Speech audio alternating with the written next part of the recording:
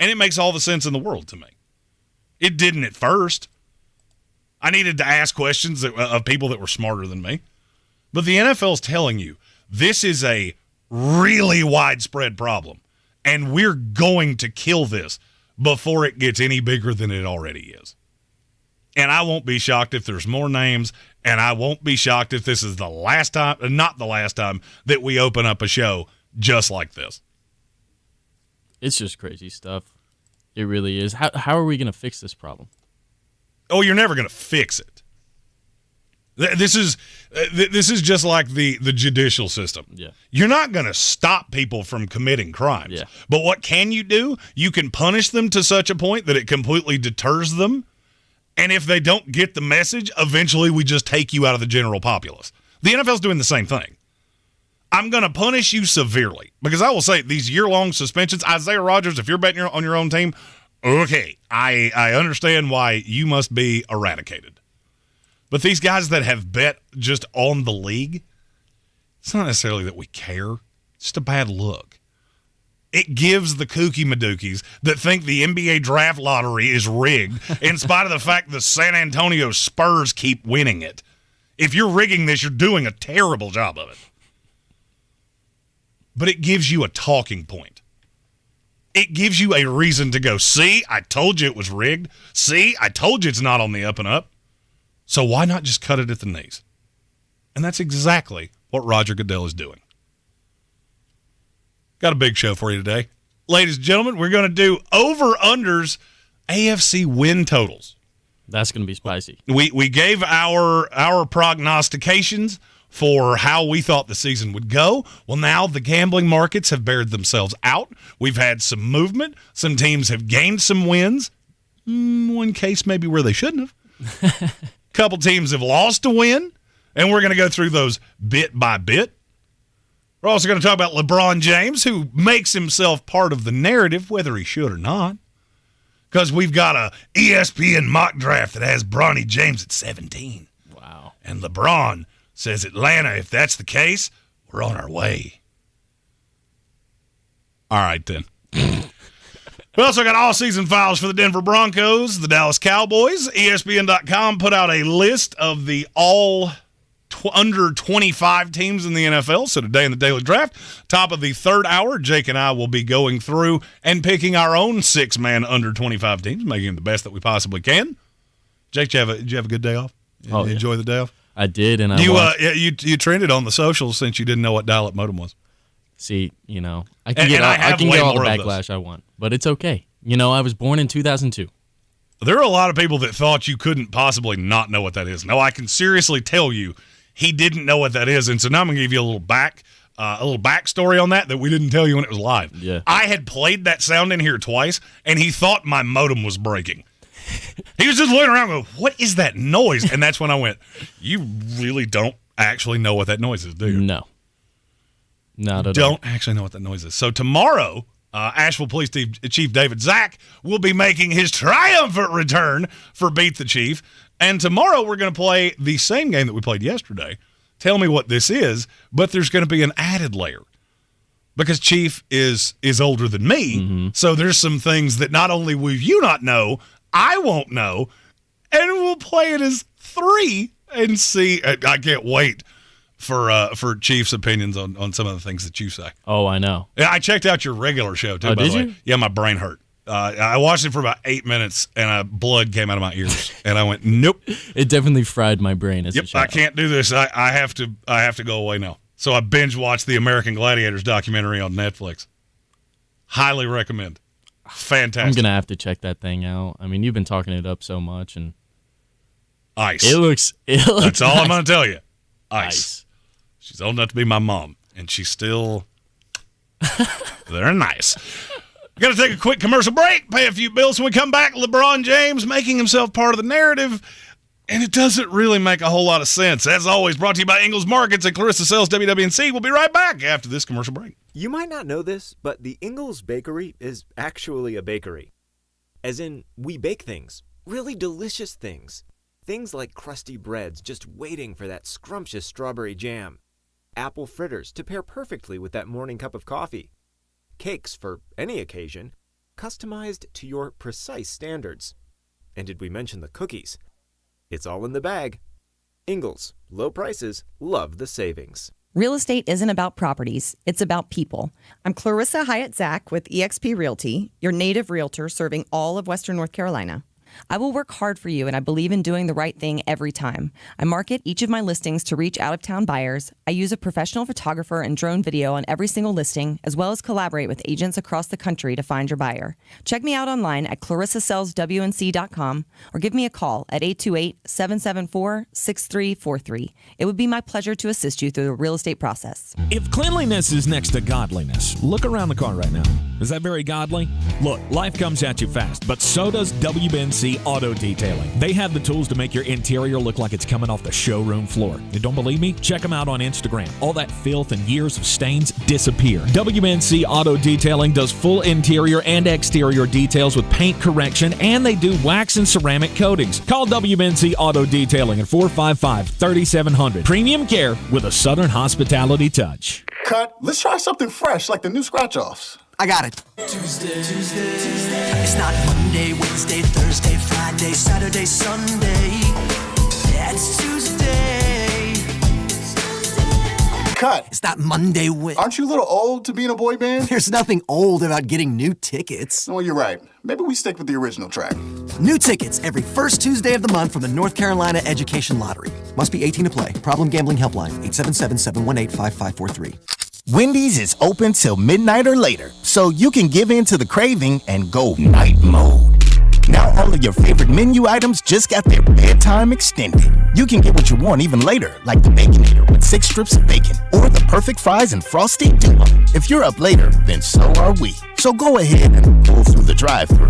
When the craving hits, go night mode at Wendy's. Open till midnight or later.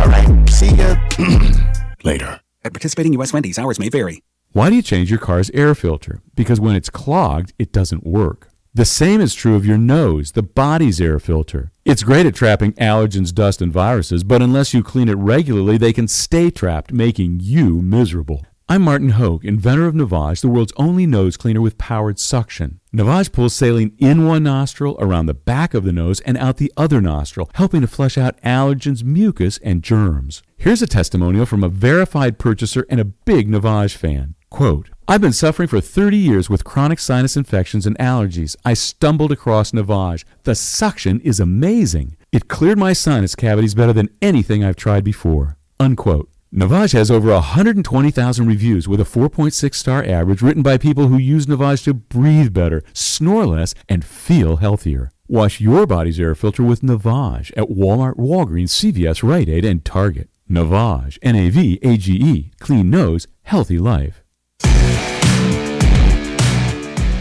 The Sportsocracy. That is some good, clean family fun there, ain't that? Back here in the Sportsocracy, as always, brought to you by Ingalls Markets and Clarissa sells WNC.com here on ESPN Radio Asheville, 92.9, 880 and 1400. There's only one basketball segment in this show, but I have to get this out. This Bronny James thing has already gotten stupid, and he hasn't even gotten to USC yet. So he puts out a video on Instagram to silence the haters. Who are these haters? You're a G League talent that's getting lottery hype. Who are these haters you're referring to? I've watched the kid play. Yeah. If his name was Bronny Johnson, you wouldn't know who he was. I promise you. The fact he's LeBron's kid is the only reason he will be mentioned on any show ever. And before the show, you and I were talking. Jake, you have seen the kid play as well, correct? Yes. And your take was he will go to USC, average roughly 10 points a game, and then come out into next year's draft. Oh, 100%. So here's my question. If that happens, where does he go? Honestly, whoever wants to just bring some fans to the stadium. ESPN put out a mock draft, I believe it was yesterday, day before yesterday, one or the other, that had Bronny going 17 to the Atlanta Hawks. And there has been a lot of conspiracy theory that was to get clicks. You couldn't put him with the Knicks. You couldn't put him with the Lakers or any of these places. Because then it would be very obvious of what you were doing. Now, LeBron has come out, and I think it's clickbait. I don't see any way he's leaving L.A. I don't. I don't care where Bronny goes. I don't see any way that he's leaving the L.A. Lakers. I also don't see his kid as an NBA talent. No, me neither. Now, do you consider me a conspiracy theorist that I feel very sure that sometime in the next 355 days before the 2024 NBA draft, LeBron James shows up in Rob Pelinka's office and goes, I know my kid is not, he's not a first-round talent. Nobody's taking him in the first round. But I need you to go get him with a second-rounder. Does that make me a conspiracy theorist? No. This is one of those, when you hear hoofbeats, it makes a lot more sense to assume horses than zebras. The kid's going to be on a roster. The NBA is not quite like Major League Baseball. Hey, it's dollar beer night here at the stadium. Come on down, get your dollar beers. Enjoy 3 hours of the most monotonous thing you've ever seen in your life, just to drink 47 beers, and then we pat you on the head and let you drive home. Major League Baseball, we do this 162 times a year. The NBA is not like that. No. I mean, now it's not the NFL where it's completely laughable to me that anybody would do that. So there is a thought of, is there a team in the NBA that would go, all right, let's call the bluff. Let's call the bluff. We'll give the kid a shot. We'll take him with a pick in the late 20s just to see if his dad is serious. And his dad shows up to have some yard barker carnival circus ride, farewell tour of, hey, it's LeBron James playing with the Memphis Grizzlies. This will be fun. Well, LeBron went to his Instagram story to post, well, ATL shoddy, the hashtag James Gang will be pulling up. Talking about Atlanta. I'll believe it when I see it. Yeah, I don't. And here's the thing. I want to go a step further than this. All right, for years, one of the lamest sports talk radio things that we do, who's better, LeBron or Michael? It falls right into that, Pete Rose, should he be in the Hall of Fame, yes or no? I'll take your answer off the air. It's the same lazy argument that we get into these doldrums and it comes up. If LeBron is serious and he, at 39 years old, will choose his next destination to play with his son, not caring where that is, I don't ever want to hear the Michael thing ever again. And look, I was one of those that said I would take LeBron over Michael. Now I'm changing my tune a little bit as time is going on. I've always said one-on-one, Michael couldn't stop LeBron. But then you get into the impact that you've had on the sport, and I don't even think it's close. But the sheer fact that you're steering into this narrative, and look, I understand that as a dad, you're trying to protect your kid. I don't think you're doing your kid any service here. I think this is what LeBron misses, because he's not one of those. LeBron will go into ownership when his playing days are over. I don't think any of us have any doubt about that. LeBron is probably going to be a majority owner of an NBA franchise within, I'll say, 5 years of getting out of the league. And he'll get into a team within probably 365 days of retiring. But the thing that he can't wrap his head around, and it shows to me with all of the different things that he does outside of basketball, you don't get it. You don't understand how the media works. You don't understand how the public narrative works. Just because you say it doesn't make it a thing. And what I don't understand is how somebody and look, I value LeBron James to be incredibly intelligent. I mean, this is a guy that's done a lot of great things. Oh, yeah.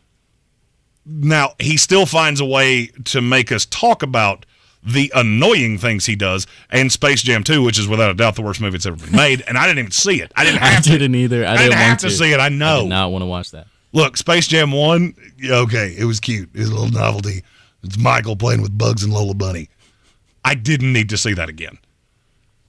But I feel like you're doing your kid a disservice here. There's a report out today that USC's entire basketball schedule is in flux. You know why? Because Bronny James showed up. And so now all these tournaments and all these ancillary teams want to get a shot at USC because they know that is a game that they can put on CBS or on ESPN and people will watch it. The kid's not good enough for this. No, he's not. The kid should not have been a McDonald's All-Star. Do you know how many or a McDonald's All-American, Do you know how many points he averaged last year in high school? 12.7? 14. 14. Okay, it went up. Wow. Whoa. 14. That's Sierra Canyon. Okay. I literally averaged like 11 points in high school. Do you see me getting a lottery pick? Oh, yeah. I don't actually remember how many points I averaged. I know I averaged a lot of shots because I never saw a three-pointer that I didn't want to take. The Jimmy Butler kick your foot out and hit somebody in the ding-ding and get a foul call? Yeah, I coined that. I actually think I have a trademark on that. Yeah. He hit me. I should be shooting free throws because that's one thing I can do. I was good. I just don't see all the hype around Bronny James. I don't either, and I don't understand. I don't understand how we're. I mean, as the media, I get why we're doing this. Yeah. I get why you put out a mock draft a year out in probably the most nameless, faceless draft ever. There's not a Victor Wembanyama next year. There's not really even a kid that I can tell you definitively is going to go into college and take off. So this could be 2013 all over again, where it's Anthony Bennett and Victor Oladipo and a bunch of guys that maybe it can make a third best player on a good team impact. Mm-hmm. And so you're trying to sell these. Jonathan Givony from Draft Express.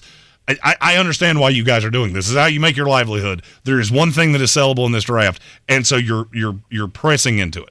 What I don't understand is LeBron is making this harder on his son. All right, so let's say they do relaunch the basketball schedule, and you see USC. Can you even name me the USC basketball coach right now? Do you even know his name? I'm a college basketball guy. I'm not even lying. I can't name it off the top of my head. I do, only for one specific reason. It's Andy Enfield, who was the Florida Gulf Coast guy. Oh, yeah. When they had Slam City and they went to Dunk City. Yeah. And they went to the Sweet 16. Also, if you want to know why I remember him, just search Andy Enfield's spouse. You'll figure it out pretty quick. Oh, my God. I want to say she was a playmate. She was either a playmate or she was a Maxim cover girl or something. Jeez. Yeah, Andy Enfield did well in life. All right, but that team's not that talented. No. They're fine. They're a 15th best team in the country. So you're telling me that you're going to trot this kid out against the Gonzagas, the Kentuckys, the Carolinas, the Dukes. What's going to happen? He's going to get smoked like a honey ham. And you're going to do it on national television in front of large audiences. It's not doing the kid any favors. He was already at a disadvantage because of his name, because we're going to compare him to his dad. You are not old enough to remember when he was going through high school. We didn't put ESPN didn't cover high school games. LeBron James started that. That's the reason we do it now, is because St. Vincent St. Mary's games were must-watch television because he was annihilating people. I watched Bronny at Sierra Canyon. I forgot he was on the floor for extended periods of time. Now you're telling me he's going to go to the highest level of college basketball to the point we're going to shift schedules and we're talking about him going in the first round of the draft and you're not seeing how badly this is going to go? And then his dad doubles down on it. Hey, Atlanta, we're pulling up. No, you're not. No, you're not. I think a lot of people, when Bronny announced his commitment to USC, they thought it was a missed opportunity not going to Ohio State. But, guys, he's not good enough to be in their starting five at Ohio State. I don't their young roster. I don't 100% know that I agree with what you just said. I think he would start, and Kelvin Joyner asked this in the YouTube comments, so if it was Bronny Johnson, what level of college basketball would he be at? Probably the same that he is. You just wouldn't care. Yeah. There are probably 75 other guys in the ESPN Top 100 that are as good as him, if not better. You don't know where they're going, and you don't care. There's a kid going to Colorado this year whose name I cannot remember off the top of my head. He's an elite athlete. He's an elite college basketball player. You won't see him, but you will see him one time when they play USC, and he absolutely annihilates Bronny James. It's unfair to the kid. And I this is one of those times I feel like I'm reading one of those old Goosebump books. Yeah. You flip to a certain page to get a certain ending. I already know the ending. It doesn't matter what page I go to. I know exactly how this is going to end. Bronny James ends up a Los Angeles Laker because LeBron James goes to them and says, I want the farewell. Go get my kid. You're in the Sportsocracy on ESPN Radio, Asheville, 92.9, 880 and 1400. After the break, we're going to get just a bit outside and the offseason files for the Denver Broncos. This is your Exergen Temporal Scanner weather forecast on ESPN Asheville. Increasing storm chances for the holiday weekend ahead, but not much on weather radar tonight. Most of the storms hanging out over across the state line in Tennessee.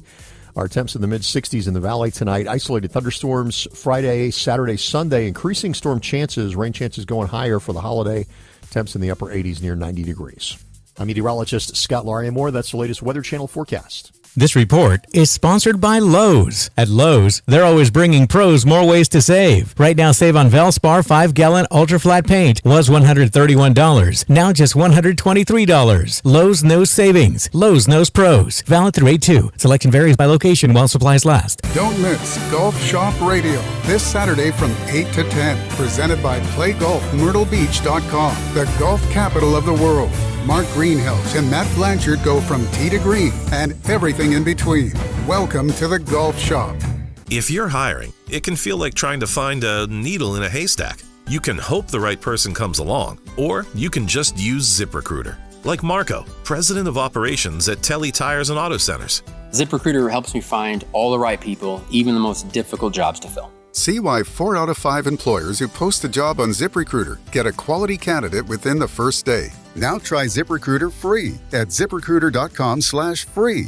ZipRecruiter.com/FREE. For more information about contests on the station, log on to ESPNAVL.com. It's the 9th Highland Night Flight, Asheville's favorite twilight race at Highland Brewing Company, Saturday night, July 22nd at 7:30. Come and run or walk this 4.5-mile race in East Asheville amidst the cheering neighbors of Beverly Hills and Gashes Creek. You'll finish in the meadow of Highland Brewing for the post-race party. All proceeds benefit the Greenway Development through Connect Buncombe. The race is capped at 500 runners and filling fast, so don't wait to register. Go to HighlandBrewing.com. HighlandBrewing.com. Proudly sponsored by iHeartMedia, Asheville. At Ingles Weather, we're celebrating Friday night rivals, televising college basketball games, bringing the Fan Fest to semi-pro soccer, or taking you out to the ball game at your minor league park. It's all in the bag. Ingles, low prices, love the savings. Tired of getting dinged by monthly fees on your checking account? You need Simple Checking from Home Trust Bank. With Simple Checking, you get all the essential checking services for free, including 100% online access and a free Visa debit card. It's everything you need from a checking account, but no hoops, no surprises, no monthly fees. Stop by today or call 800-627-1632. Simple Checking at Home Trust. Ready for what's next. Member FDIC, Equal Housing Lender. Since man created roads, they've been looking for ways to get off-road and vehicles to take them there. That's where Outlaw Off-Road comes in. A premier off-road center for Jeeps, trucks, and SUVs with a complete lineup of off-road and overland services, including maintenance and repair to make your vehicle all that it can be. Check out their location right here in Western North Carolina at 85 Avery Creek Road. Call them today at 828-974-8480 or visit them on the web at theoutlawoffroad.com.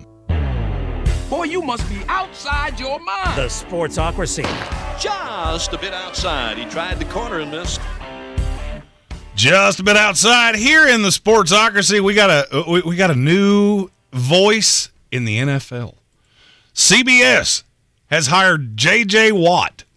Okay. To be an in-studio analyst in the fall. But that's not why I'm telling the story. Mm-hmm. I'm telling the story, and you know definitively that I love a good conspiracy theory. You do. I love them. And there is one that's out there that this could be the replacement to Tony Romo. No. That Tony's not living up to the contract, and that CBS has an out after this year. Mm. This is the most ludicrous thing I've ever heard. Tony Romo's still a really good commentator. I know he said a couple really stupid things last year, but I got news for you. He does 18 games a year? Yes. You're talking for 3 hours a day, 18 times a year. You're going to say something really stupid. Of course. I mean, we do 5 days a week for 3 hours a day, and I say something stupid every day. Yeah, me too. Not yet. Not yet. You haven't yet. A couple of bad takes, but I actually think J.J. Watt will be really, really good at this. I do too. I do too as well. I mean, he's a giant, hulking individual. But Do I think he can be a commentator? Now you're getting into – that's a really specific skill set. And most of the guys that have been really good at it were quarterbacks. And there's a reason for that. You're seeing the game differently than everybody else is. I don't need – look, J.J. Watson probably has forgotten more about football than I'll ever know. But you're seeing it from a defensive end's point of view. You're not telling me anything that I can't see. Now, I'm a scout, so I do see things differently than probably even than you do. Yeah. But I like Tony Romo sitting there calling out the plays. And now here's my question. Would he be better than Tom Brady? J.J. Watt? Yes. I think so. I don't know what. I am long of the belief that Brady deal is going to age like cheese. Who is he? Is he working with Fox? Is that what it is? Yeah. He'll be the number one with Fox a year from now. He put an extra year break in it, doing a little stand up, telling some jokey jokes. Oh wow, nice. Have you seen his commercials? Oh, they're terrible. I don't know how unbelievably bored I would have to be to come to the point where I went, hey, let's go see Tom Brady do stand-up. I think the only reason I would do that is just to see Tom Brady. I would heckle him aggressively. Yeah. I would be the loud, obnoxious, drunk guy in the front row. Oh, man. Well, I guess that's my outside story. Let's go to Philadelphia. Tobias Harris obviously is being involved in some trade rumors, and he put out a tweet saying, casual Sixers fans, they'll trade me for a crumble cookie. In response, Crumble Cookies on their Twitter said, hey, if Tobias Harris stays with the Sixers, everyone in Philadelphia receives a free crumble cookie. How about that? I mean, are they going to get Tobias Harris to pay for that? I mean, everybody in Philadelphia getting a crumble cookie, that's what, like the national deficit of the United States? It could really bring down the economy. It honestly could. Those cookies are otherworldly. They're spendy. It's a spendy cookie. It's worth it. But that's an expensive cookie. Oh, yeah. I mean, this is, I think, excellent marketing. Oh, no doubt. But do you see Tobias Harris staying in Philadelphia? Oh, they would trade him for a bag of footballs right now. They would trade him for a cookie. No doubt. Oh, you know what? They might get him a Crumble franchise and see if Crumble will take that contract off their hands. Philadelphia has offered Tobias Harris for anything that it could possibly work salary-wise, and it's not working because they want entirely too much. There was a report, I think it was right before the draft, that they had asked for DeAndre Ayton 2 1s and 2 2s for Tobias Harris. Excuse me? And Phoenix just laughed and hung up the phone. Like, I would too. Oh, we're good. You can take your McDonald's wing and I don't even get the Grimace shake with that. Oh yeah, the Grimace shake. It's been causing some casualties if you've been paying attention on social media. It does. We all know what Grimace is. I mean, I can't say it on the show, but take a gander at him, you'll know. I don't know if I actually want to try that Grimace shake. I don't know what it is. I don't know. I don't even know the flavor. It's purple. It's purple. There we go. That's the flavor. Grape milkshake. I mean, the last grape drink that I saw took down the Oakland Raiders because Jamarcus Russell was drinking it. So I think I'm good personally. Okay, so it looks like the McDonald's new Grimace shake is berry flavored. Oh, I love anything berry flavored is a win. Yeah. I might have to try that. I hate ice cream, but I like milkshakes. Figure that out. It's a little weird. You also hate peanut butter and jelly sandwiches, but you'll be trying one tomorrow, correct? I am. I said something at the wrong time, and now the 36-year streak of no peanut butter and jelly will be broken tomorrow. In the 3 o'clock hour, we will be joined. It's the kickoff of the football year. We'll be joined for Beat the Chief, Asheville Police Chief David Zach, his lovely wife, Clarissa Hyatt Zach. Clarissa sells WNC.com. And apparently, I have to eat a peanut butter and jelly sandwich. I'm not looking forward to this. I feel like I need a palate cleanser afterwards. There's something about those two things together that just mortifies me. And then the bread gets all soggy and ugh. It's so good. I mean, you saw I eat like peanut butter and jelly sandwiches. What? Yeah, you eat the Uncrustable things. Yeah, but those are good. Have you? Well, actually, I can't ask if you've ever tried one. No, because I've never tried one. Well, I mean, but you put them in the fridge, so they're cold. Yeah, but peanut butter's not supposed to be cold. They thaw out. Okay, yeah, but it was frozen. It's like bringing me a crab, crab legs are often frozen. It's like bringing me a steak and going, here, if you defrost this, it'll be fine. Or I could have one that wasn't frozen that is going to be much fresher. Well, maybe I'll bring you a Grimace shake on your side. And the Grimace shake. See if your stomach hurts after a little bit. I'm okay with that. So you were talking about football a little bit ago with Chief David Zach. Why don't we talk football now? Off-season files, Denver Broncos. I can't get a read on Denver. Look, I like a lot of the things you did. It all comes back to one very carnal problem that the Denver Broncos have. And it's, let's ride! Broncos country, let's ride. It's so bad. Oh, he's one of the cringiest persons I've ever seen. You know what's funny? That was the word I was getting ready to use. Cringe? I don't even use cringe. The only time it is socially acceptable to use the phrase cringe is if it is directly succeeding Russell Wilson's name. Oh, yeah. Because he is the cringiest human being on the planet Earth. It's so bad. I watched a cringe compilation the other day of Russell Wilson, and you know the Danger Witch? He did the Danger Witch. Oh, with Subway? Oh, my God. You talk about a marketing campaign that was built. The most overrated quarterback of my lifetime, and without a doubt the worst sandwich shop in the history of time. How does that place still exist? You don't like Subway? They don't sponsor the show. Sorry. Sorry about you like it. I wouldn't take their money, to be really honest with you. I think you're beating up Subway a little bit here. What? Hold on. So I'm beating up Subway? It's not that bad. So for lunch today, we were at the Red Cross blood drive at Trinity Baptist Church earlier, and on the way back, by the way, they'll be there until 7 tonight. Go give a little blood, get a little what was that? A barbecue meat stick? Barbecue meat stick and that Krispy I can't Kreme give donuts. blood. I personally can't give No, blood. me I'm neither. mortified by the sight of blood. I hate needles. Can't do it. But doing great things down there. Go see our friends Christy and Eddie and Amanda will be down there later today.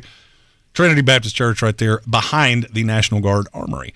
I can't figure out how Subway still exists. We stopped at Ingles, low prices, love the savings, had a boar's head sandwich out of their deli that just absolutely dog walks anything Subway has.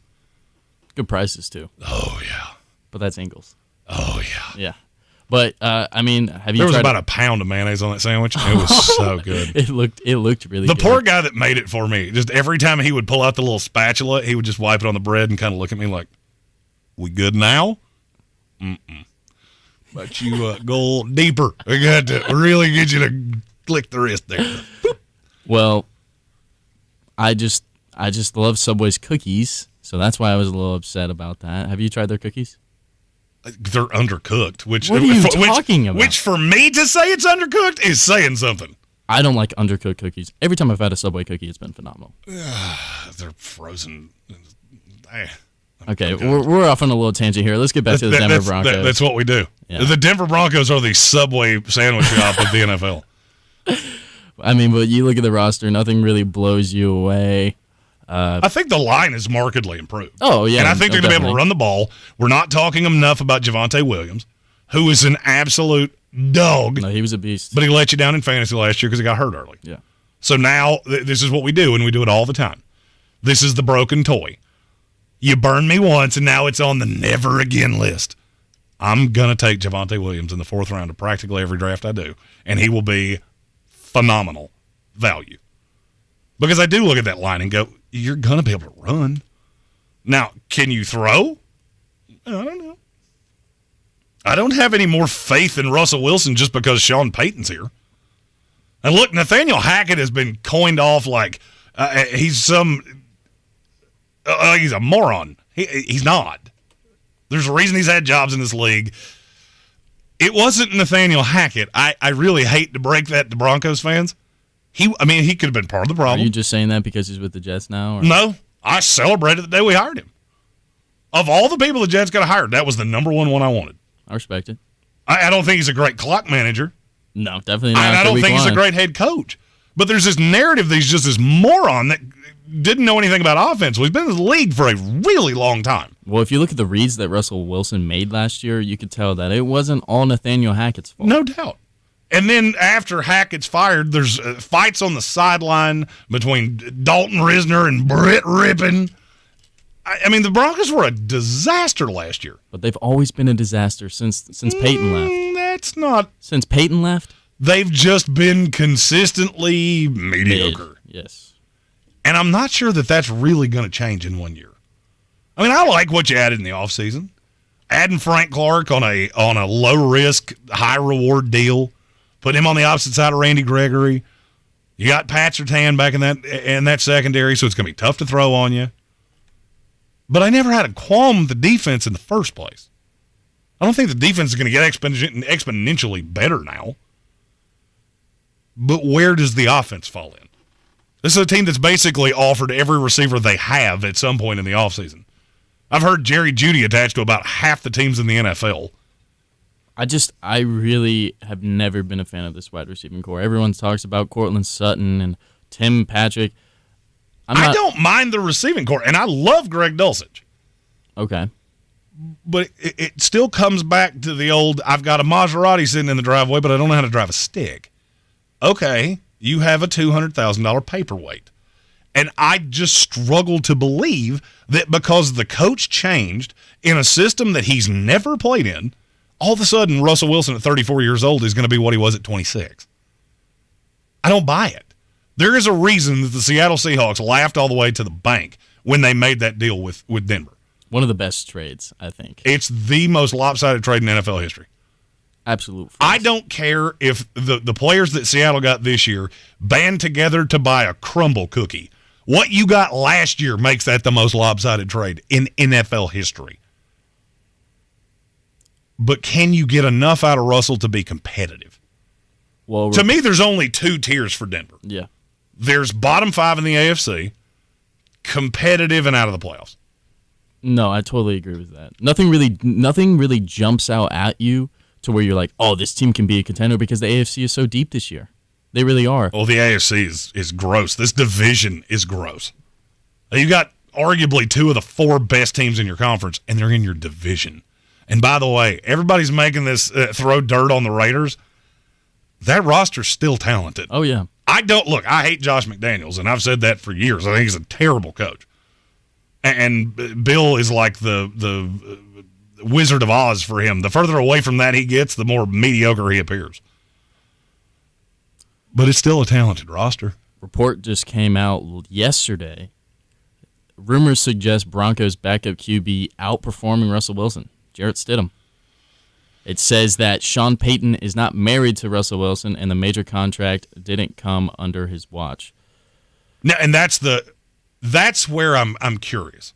All right, is that coming from a beat writer that's trying to get clicks? Is that coming from actual what you're seeing with your eyeballs? It's difficult at this point in media to know the difference between the two, but it doesn't surprise me. Jared Stidham was good with the Raiders last year. He had a pretty good game he against the 49ers. He beat the San Francisco 49ers with a horrendous by that time, that team was killed and had just rolled over and died. He's still a good quarterback. Now, that's my question. Does Sean Payton have the amount of cachet that he could look at Russell Wilson and go, "You're not my starter"? I think so. I mean, he got rid of Team 3, that whole thing that was inside their facility. He was like, "No, that's not a thing anymore." Because that was asinine. And the fact that anybody allowed that to happen is dumbfounding to me. And that goes to what I said about Nathaniel Hackett. He's not a head coach. And I would say there's probably not 5 guys in the NFL that would have allowed that to happen. But now I'm just looking at it going, okay, so what exactly is it that I'm supposed to be getting out of Russell Wilson? All right, last year he was the worst year he's had in his entire career. Is it completely untoward of me to compare Geno Smith here, who just had his best year of his career in Seattle? It's weird. He looked exactly like Russell Wilson. That's what I'm saying. They look like mirror images of each other. I think so. I think so as well. I do. I think it is a scheme thing. I think Russell is a guy that has to be able to move. He didn't do it last year with Nathaniel Hackett. I'm not sure he's going to do it this year with Sean Payton. It would be a complete schematic shift from everything I've ever seen Sean Payton do. Back to coordinator days, it would be a complete schematic shift. He's always had quarterbacks that sat in the pocket and threw darts. Now, I understand one of those was Drew Brees, who in a foot race would probably lose to me. So it wasn't like you had the opportunity to do that. But there's just this narrative that we've got Sean Payton and now everything is all hunky-dunky, and I don't see it. And so now I ask you this question, just based on what you just said. Do you like this team better or worse with Jarrett Stidham than you do with Russell Wilson? That's just it really is such a tough situation here because you saw the flashes from Jarrett Stidham. You really did. I mean, everybody was talking about him when he was going to fill in for Tom Brady once he left New England. And last year you finally got to see what they were talking about. But again, I think you're really betting on the upside that Russell Wilson can bring you. And I don't see the upside anymore. See, because to me, if Sean Payton told me right now, I didn't do the Russell Wilson deal, I'm willing to take the dead cap hit on it to get out of it. And physically, I don't even think it's possible. It would carry into 2 years because you're post-June 1 now. I'm just going to get out of it. We're going to roll with Jarrett Stidham. If Jarrett's not our guy, a year from now, we'll go get a guy. I like the Denver Broncos exponentially better than I do. I feel like, wait, do they have a pick next year? Or Yes. Is that okay. Yeah, the trade's done. Well, there you go. If you start Stidham, you could get somebody like Caleb Williams. You're not going to be that bad. To don't get think Caleb so? Williams, you got to be Arizona Cardinal bad. You got to be Houston Texan bad. I'm not even 100% sure those two teams know which direction on the football field they're supposed to be going. So I don't think you're getting that low. But there's a lot of quarterbacks in this class. There is. It's not just Caleb Williams and Drake May. And there's Quinn Ewers, there's Michael Penix, there's a lot of guys. Mm-hmm. And for me, if I'm Sean Payton, that's where my head's at. Russ, you got 1 year to prove to me that last year was not an aberration. And if you can't do it, you're not going to be my quarterback. After the break, it's time for bangers, and I will show you just how far I will go to not have to wager baseball after going 0-3 on Tuesday. You're in the Sportsocracy on ESPN Radio, Asheville 92.9, 880 and 1400. I believe real estate isn't about properties. It's about people. I'm Clarissa Hyatt-Zach with eXp Realty, serving all of Western North Carolina. Navigating the home buying and selling journey can feel overwhelming at times, and that's why having an agent who cares about you and your needs is key. I'm a native of Western North Carolina, and I close over a home a week. I'm an expert in the market, pricing my sellers correctly to net you the most money, and working as a skilled negotiator for my buyers. Please give me a call today at 828-774-6343 to set up a complimentary market analysis. Rogue Combat Club, Asheville's home for comprehensive martial arts training, has a goal for our community, one that's stronger, more fit, and unwavers in its support of one another. Rogue Combat Club's instructors have competed at the highest levels and offer classes for everyone from young children to adults in Brazilian Jiu-Jitsu, Muay Thai, and wrestling. Rogue Combat Club classes can help you boost your self-confidence and self-defense skills while weeding out the egos and intimidation found at other gyms. Join today at roguecombatclub.com. You might not know this, but the Ingalls Bakery is actually a bakery. As in, we bake things, really delicious things. Things like crusty breads just waiting for that scrumptious strawberry jam. Apple fritters to pair perfectly with that morning cup of coffee. Cakes for any occasion, customized to your precise standards. And did we mention the cookies? It's all in the bag. Ingalls, low prices, love the savings. When you can find everything you need at prices you can afford, that's totally Target. It's that feeling when quality Good and Gather ingredients on the barbecue bring family around the table. Or when favorite day after practice snacks let you celebrate the whole team for less. It's when saving more on Up & Up sunscreen means more fun in the sun. And when Target Circle Rewards program gives you more perks on what you buy most and is always free to join, that's totally Target. We're going abroad for the first time in years. To Spain. So we started using Babbel. And started learning Spanish fast. With Babbel, you can start having conversations in another language in just 3 weeks. ¿Cómo te llamas? ¿Cómo te llamas? When you learn a language, you want to actually use it. Babbel is designed with that goal in mind. In just 3 weeks, we're starting to have conversations in Spanish. Gracias, Babbel. Babbel, language for life. Now try Babbel for free at Babbel.com. That's BABBEL.com. The Dell Technologies Black Friday and July event starts now with limited quantity deals on top business PCs with Windows 11 Pro. Save on select Vostro laptops with built-in security features and select Latitude laptops with enhanced privacy, collaboration, and connectivity. Plus, get special financing with Dell Business Credit. Dell Technologies recommends Windows 11 Pro for business. Call a Dell Technologies advisor at 877-ASK-DELL. Offered to business customers by WebBank, who determines qualifications for and terms of credit.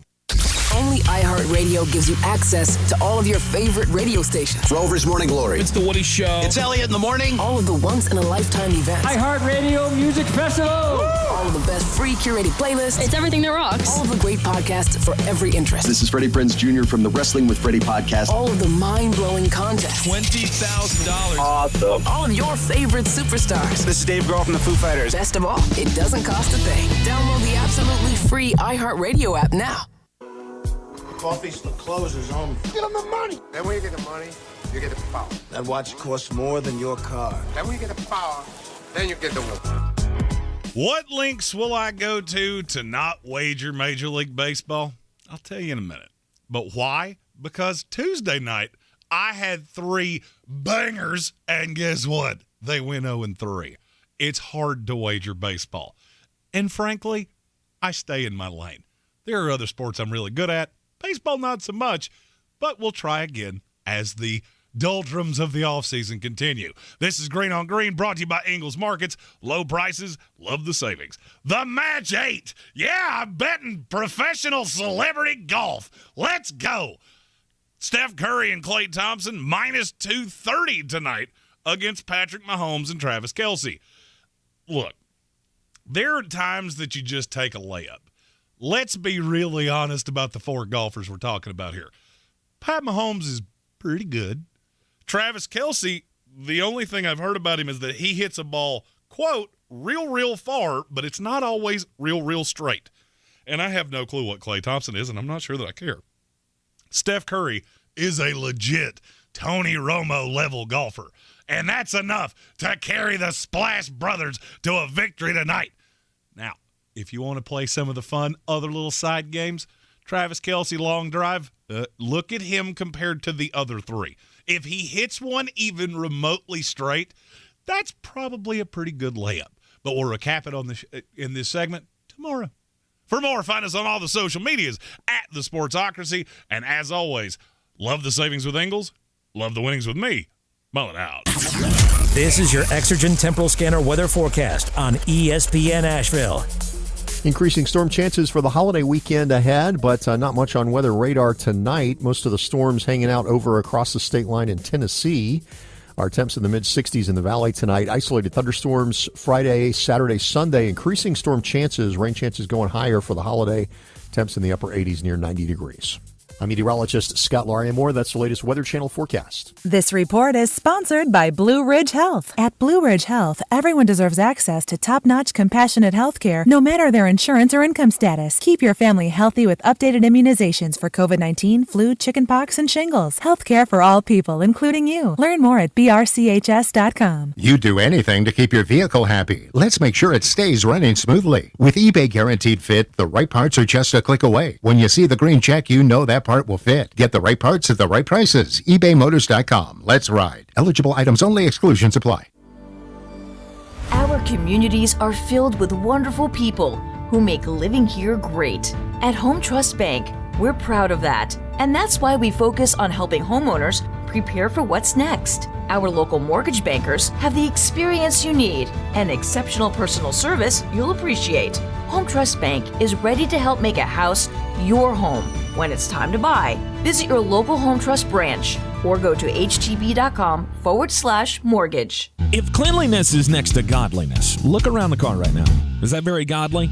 Look, life comes at you fast, but so does WBNC Auto Detailing. They have the tools to make your interior look like it's coming off the showroom floor. You don't believe me? Check them out on Instagram. All that filth and years of stains disappear. WBNC Auto Detailing does full interior and exterior details with paint correction, and they do wax and ceramic coatings. Call WBNC Auto Detailing at 455-3700. Premium care with a Southern hospitality touch. From the Ingles Studios, this is ESPN Asheville WPEK, W225CJ Fairview, WMXF Waynesville, and iHeart Radio Station. I'm Doug Brown. The Colts cut Isaiah Rodgers and Rashad Berry today after both were suspended for at least a year for betting on NFL games. Free agent Demetrius Taylor gets the same punishment. The league did not find any evidence of game manipulation. Titans offensive lineman Nicholas Petit-Frere gets a 6-game suspension for betting on other sports at the team facility. NBA free agency starts tomorrow, but what's the market for Kyrie Irving? ESPN's Ramona Shelburne. There's not a lot of teams that are in position to make a realistic run at Kyrie Irving. He's a wildly talented player. I mean, when you go around the NBA and you ask people who's the most skilled player in the NBA, his name comes up a lot. Ramona Shelburne on Fitz and Harry. After taking Connor Bedard with the first pick in the draft, today the Blackhawks make a trade with Tampa Bay to acquire the negotiating rights for soon-to-be free agent Corey Perry. Chicago gets a 7th-round pick for next year. Do you own or rent your home? Sure you do. Fortunately, Geico makes it easy to bundle your home and car insurance. It's a good thing, too, because having a home is hard work. Go to geico.com, get a quote, and see how much you could save. Geico.com. Easy. Now, your chance to win $1,000. Just enter this nationwide keyword on our website, GRAND. That's GRAND. Enter it now. Log on now to ESPNAVL.com. He's a degenerate gambler. You are a smelly pirate hooker. And he's cheaper than oxygen. He's useless. But somehow, they make it work. Jeremy Green, Tank Spencer. There's no holding back in the Sportsocracy, presented by Ingles Supermarkets. Back here in the Ingles studio, Thursday edition of the Sportsocracy. Like a good new house, we are tankless. If you're watching us on the YouTube or watching our podcast, which you can now see the video of on Spotify, that's a new thing that the intern Jake, who's in with me today, we discovered that yesterday. So now you can see the commercial-less version of the podcast on the Spotify. It's a great idea. New technology. It's a wonderful thing. Tank represented on the YouTube screen. We have a different one of those for him every day. He seems to have gained the weight back. Now he's got kind of a cool guy hat and a camera and the guts out. Is he sitting inside a treasure chest? It does appear that way, yes. Oh, man. He gained back the weight that he had lost yesterday. And the shirt doesn't appear to be fitting any better. This hour of the program brought to you, as always, by Ingles Markets and Clarissa Sells, WNC.com. We're talking about futures for AFC teams in the NFL ahead of the 2023 season. Now, we've already told you where, before all of the things sorted out, where we were and what we thought the win-loss records for every team would be. But now we've had some movement. Camps open in 3 weeks. You know, the New York Jets coming to camp just 3 weeks from now.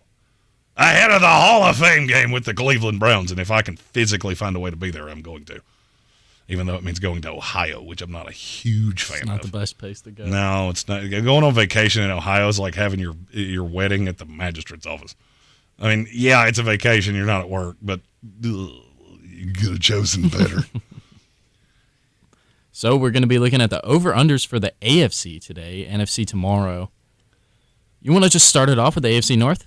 I think that's a solid place because I can't figure out how any of those teams are – I can't figure out how one of those teams is going to be below 500, but history tells me one of them will be. I think this could definitely be the best division in football next year. But I did say the same thing about the AFC West, and we saw how that turned out. Yeah. Not good. Yeah, I did not say that about the AFC West. So here we go, AFC North. Let's just kick it off with a team who finally got their quarterback back. All the worries about him being traded and the talks about him going to other places, it's over. He got the contract. Let's talk about the Baltimore Ravens. 10.5 here. And I like Baltimore a lot. I do. I like Baltimore a lot. But, man, that number seems really high. It does. It does. I mean, look, you've heard all the things about Todd Monken and how this team's going to throw more. Here's my question. How long does that last? I mean, we said this on the show the other day. Lamar Jackson's had one season where he threw over 400 passes, and he hit to 401. So now which means he averages about 25 throws a game. So what does pass happier mean for Baltimore? You've added Odell Beckham Jr. You've drafted Zay Flowers. What does it really mean when you say you're not going to lean as much on the running game? Because to me, that screams Denver with Russell Wilson last year. Yeah, but I feel like they're just saying that because they know they have the pieces now. They know they have the playmakers who can go on the outside, catch some touchdowns. Lamar Jackson, that MVP season, he had Hollywood Brown. He could chuck it downfield. He's got Zay Flowers now. Zay Flowers might not be the deep threat you want him to be, but he's definitely... Zay Flowers is a whale of a deep threat. Well, let me tell you something. This guy can do anything on the field. Oh, yeah, and he runs incredibly physically for a guy that's as small as he is. Yeah. I loved Zay Flowers. I've loved him for 2 years. It always scares me. This is a lot like, I'm going to go back to an old Mitch Hedberg joke. Do you have any idea who Mitch Hedberg is? Not a clue. I didn't think so. Nope. He had a joke about comedians. You know, he was a great comedian, but he was very awkward. He wore sunglasses on stage because he had horrible social anxiety. And he said, you tell jokes, and then all of a sudden all these producers come to you, well, can you act? Can you produce? No, I tell jokes. That's what I do. Lamar Jackson is a phenomenal quarterback in this league because he is a dynamic runner. Yes. It makes me really nervous that you're continuously telling me we're going to air it out more. That's not why he's here. Lamar Jackson's most dynamic asset is that he runs. So I have a bit of a theory with Baltimore. They're saying this because of how their schedule starts. You got 3 games off the jump in September. You start at home against the Houston Texans. You have a game with your Colts. Baltimore will win those 2 games because they show up and put their uniforms on the correct direction. Now, that game at the Bengals, that's a little, I feel less warm and fuzzy about that. Yeah. So it's really easy to say that we're going to air it out and we're going to do more things through the air when you know you've got 2 pretty good layups coming early in the season. Well, I mean, the biggest question for me is if Lamar Jackson can stay healthy. Because as you've seen the past couple of years, that just doesn't happen. Now, when he's healthy, obviously top 5 quarterback in the league. Not a doubt in my mind. I am a huge fan of Lamar Jackson. But if he's not healthy, I don't like seeing Walmart version of Lamar Jackson, Tyler Huntley out there. No. I mean, and Tyler Huntley is he's a formidable backup. He's a very good backup. I don't know that he's an elite backup, but he's a very good backup. He made a Pro Bowl. Which is why the Pro Bowl is the most meaningless. That's the most meaningless thing in the world. I put gas in my car this morning. Yeah, it means as much as Tyler Huntley making a Pro Bowl. But I look at this team, and I just believe in Baltimore. In our YouTube chat, Chauncey Major and Stephen Tower both coming with it's slander. It's not slander. There's no slander here. I feel like Baltimore is a team that Vegas has pretty spot on because I feel like there's not I don't think there's a ton of play in them. I think their high side is 12-5. Okay. Their low side is 9-8. What that tells me is that there's much more play on the low side than there is on the high. So what's the conclusion then? I don't know that I could touch it. Really? I don't know that I could touch it. Because I feel like Baltimore, if we played this season 100 times, I feel like they go 10-7 or 11-6, 80 of the 100 times. And what will sway that is Lamar healthy? If he's not, then it's the easiest bet in the history of time to go under. If he is, I would say it's a pretty easy bet to go over. Because outside of the games that they play in the conference, I don't see a ton that I'm really terrified of. Yeah, me neither. I mean, your games in the conference are evil, but you catch the Lions, who are a good team that you play non-divisional. That's at home. They play the NFC West. Which half of that division is awful. Yes. So you catch San Francisco in San Francisco, but it's late in the year. You never know what San Francisco is going to look like because that's a team that historically has had injury issues about every other year. Yeah. So I feel like the schedule did you a lot of favors. If you forced me to take a side of this, and you said it's 10.5 according, is that FanDuel or DraftKings? This is FanDuel. Okay, FanDuel Sportsbook has them at 10.5. If you forced me to take a side, I will go over, but it's so narrowly. I think I'm going to go over as well. When I predicted the season, I actually had them going 13-4. I think Tank did too. Yeah, and it's just based on best case scenario. Lamar Jackson's healthy the whole season. Exactly. If not, I could see this team winning 9 games. But see, that's the thing. Even with Tyler Huntley, I don't think you're. So, all right, I'll use the next team on the list. The Cincinnati Bengals. Yes. No Joe Burrow, 5-12. I don't feel that way about Baltimore. I don't think you're going to make the playoffs without Lamar Jackson. But I also don't think it completely comes off the rails. Mm-hmm. So that makes it makes it an easier one to bet and a harder one to bet at the same time.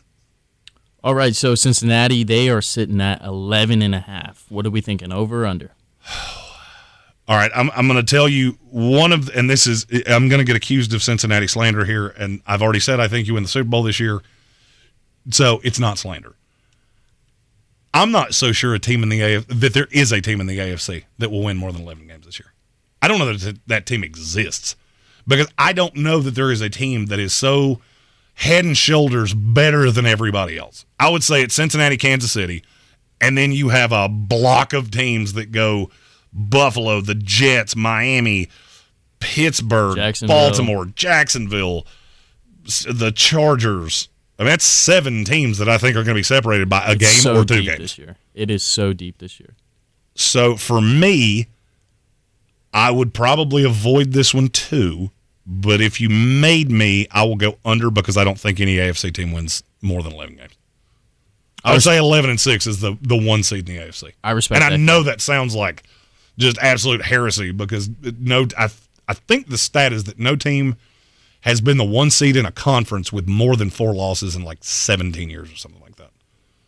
I just think they kind of got a hard schedule. The schedule's brutal. It's a bad draw. Oh, it's evil. But I feel like, again, this team, they got the right pieces during the offseason. I'd like to see over. I think they will go over. But, again, you saw last year, they didn't start off hot, but it's not how you start. It's how you finish.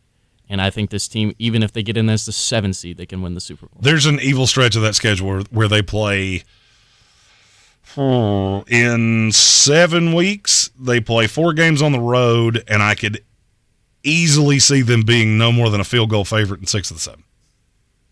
You're going to drop a couple of those games. Oh, yeah. It's just the way the league works. So if I had to make a wager, I would say under, even though I really believe in this team. And then you get to the 2 other teams in this division, and I think this is where I'm going to make a bulk of my money. Cleveland Browns. What's the number? 9.5. Over. I like Jake, you're new to the program. We used to do a gambling show, fantasy football show, and anytime I screamed something, it meant that I was very vehement on it. I don't see a way Cleveland doesn't win 10 games. Oh, I don't. And for a very simple reason. They have the easiest schedule in the AFC North. Correct. And you caught there are no schedules in the AFC that are free of landmines. Cleveland has a couple 3-game stretches that I just look at and go, you could win 2 of the 3 by 3 touchdowns. And what I'm talking about, it starts with the Cardinals. So you go Cardinals, at the Ravens, Steelers, Broncos, Rams, Jaguars, Bears, Texans. For a team that is playoff level, yeah, when it gets cold and the teams that have to come to Cleveland. So you're talking about the Steelers, which they travel pretty well, the Jaguars, not so much, and the Bears, all coming to Cleveland in December or late November. And you saw what the weather can do in Cleveland after last year against the Saints. I mean, I'm totally with you there. I like Cleveland this year. Again, the Elijah Moore trade was one of the best moves in the offseason. By the way, I'm glad you said that. A little piece of a little tidbit, we like to call this a little birdie, told me. Mm-hmm. Cleveland is not in on DeAndre Hopkins. Really? They have not gauged it. They have not vested into it. And short of somebody getting hurt, you're not going to see DeAndre Hopkins in Cleveland. Well, that's good news for Tank, because that means Donovan Peoples-Jones. Oh, yeah. He's the 4th best receiver. Let's go. But, back to it, I do think the Browns will win over 9.5 games. When I predicted the schedule, I had them going 11-6. And it's just because they really do have the easiest schedule in the AFC North. And teams and people and gamblers are sleeping on Deshaun Watson. I don't know why, but they are. So that leads us to the last team in the AFC North, the team that we talked about having a really good wide receiving core, the Pittsburgh Steelers, 8.5. Over. Easy over. Satisfied Browns fan told me to shoot that bird. Hey, I'm just reporting the news.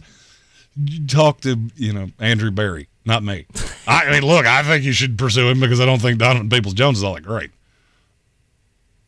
But talking about the Pittsburgh Steelers, I feel like 8's the baseline. I don't see a team that Pittsburgh's probably the team in the NFL I feel like people are sleeping on the most. Because they're not sexy. There's absolutely nothing sexy about this team. I think it's really just the mystery of what is Kenny Pickett going to do next year. It all depends. Well, I mean, he's out there crushing beers with Luke Combs, that's a pretty good start for me. It's pretty impressive. He had a gigantic Pittsburgh Steelers ice sculpture at his wedding. We're 2 for 2 here. Have you said anything that's been on the field, though? No, because I know what he is on the field. I said this when he came out. I know exactly what this kid's going to be. He's high-level Colt McCoy. Well, you know what?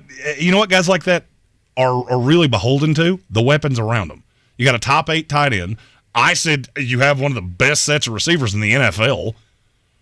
Najee Harris going to have a bounce-back year. I don't see a way that I don't really like the Pittsburgh Steelers.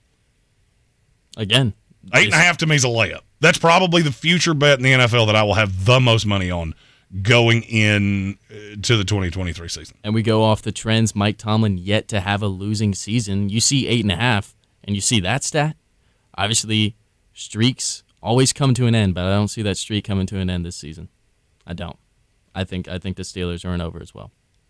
Stephen Towner, YouTube comments said, how is Freiermuth top 8? Dude had 2 touchdowns last year. I don't disagree with you, but name me 8 tight ends in this league that are better than him on sheer talent.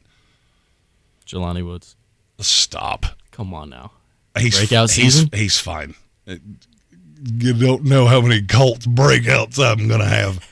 He also had Stephen Towner also said Baker Mayfield was chugging beers too. Yeah, but they were Zimas and he was drinking them through a straw because he's Baker Mayfield and that's what he does.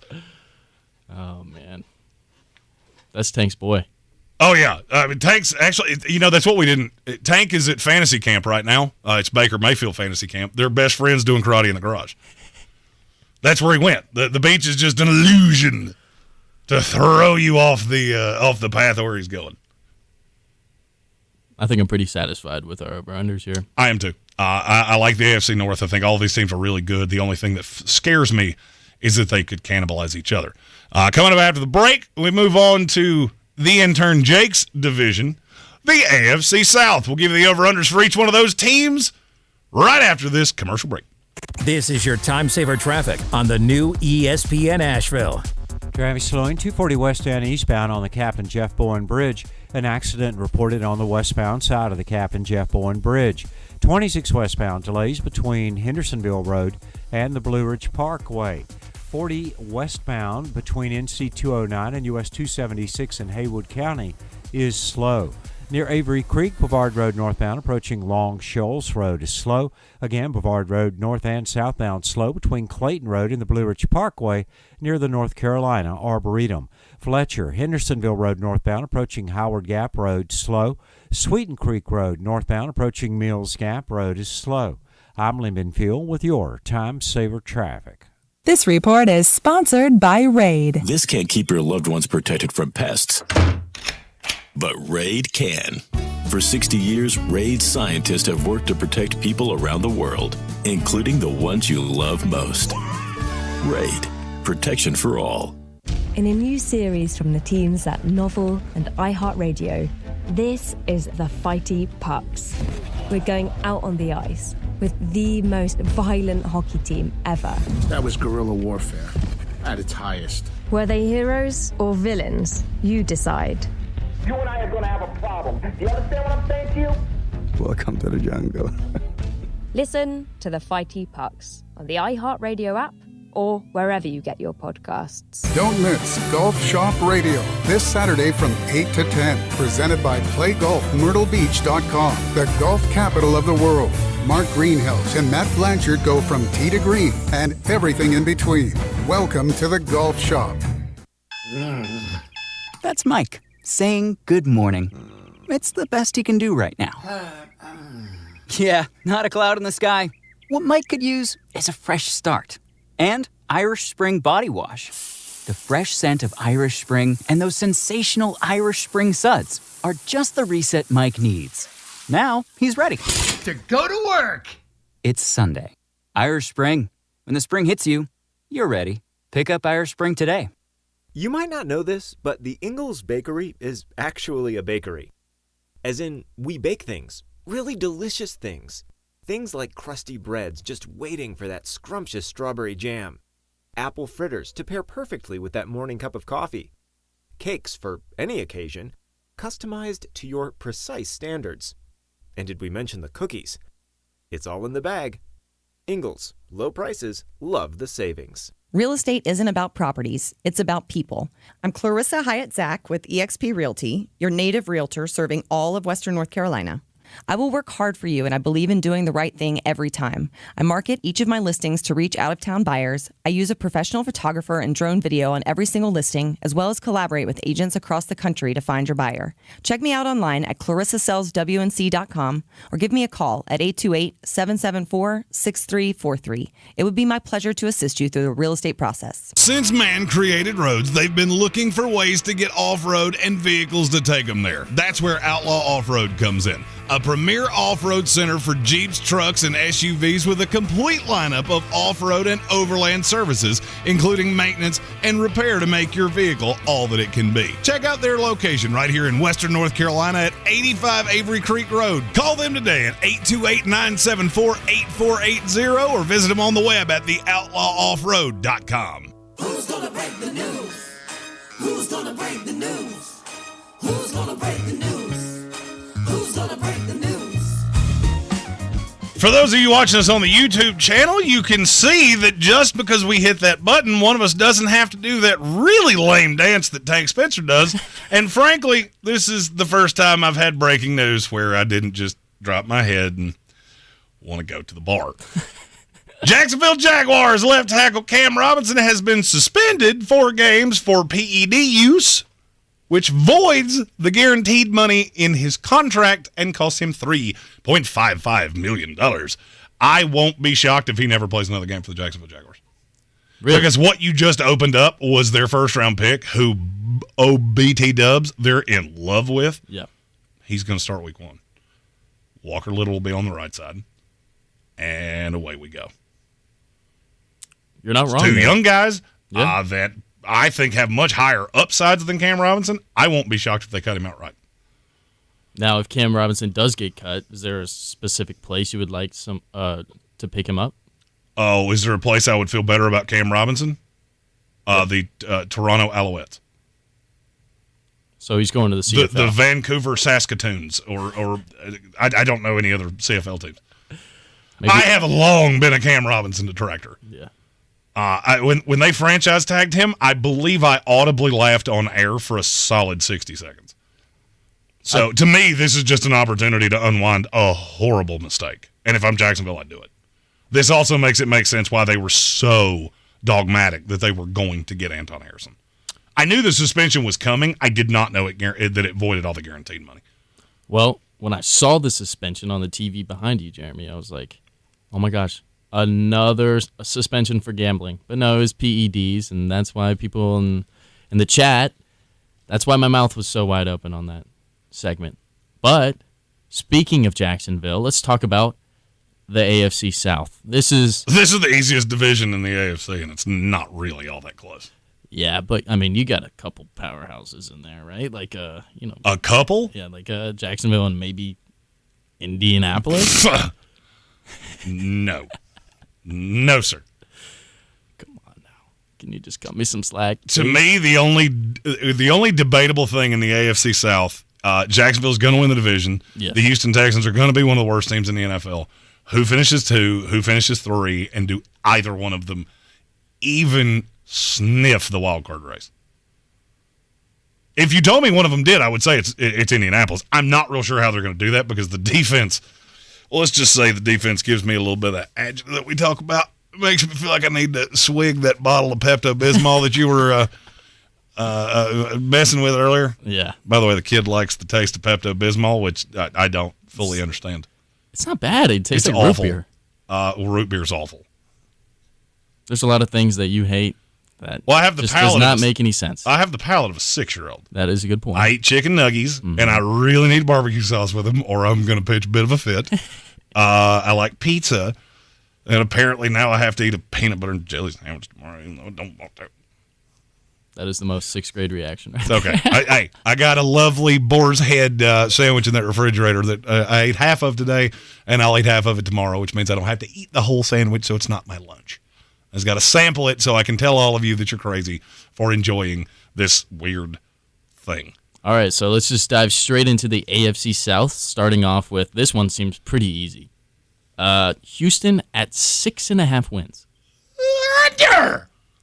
By not even close. That's a weird way to say 2.5. It is a weird way to say they're 2.5. awful. Yeah, Houston is awful. They will continue to be awful until they stop just chucking out retreads that will take their money. Them and the Arizona Cardinals have the two most talentless rosters I've ever seen. And the sheer fact that they think C.J. Stroud behind that line with those weapons is not going to be an abject disaster is comical to me. I would go hard on Houston under 6.5. So when you're looking at this roster, obviously they have some young talent, but all the questions are about Jalen. So they have some young talent. Let's say it's Jalen Petrie, Will Anderson, Derek Stingley. I said what I said. I can't with the slander on Derek Stingley.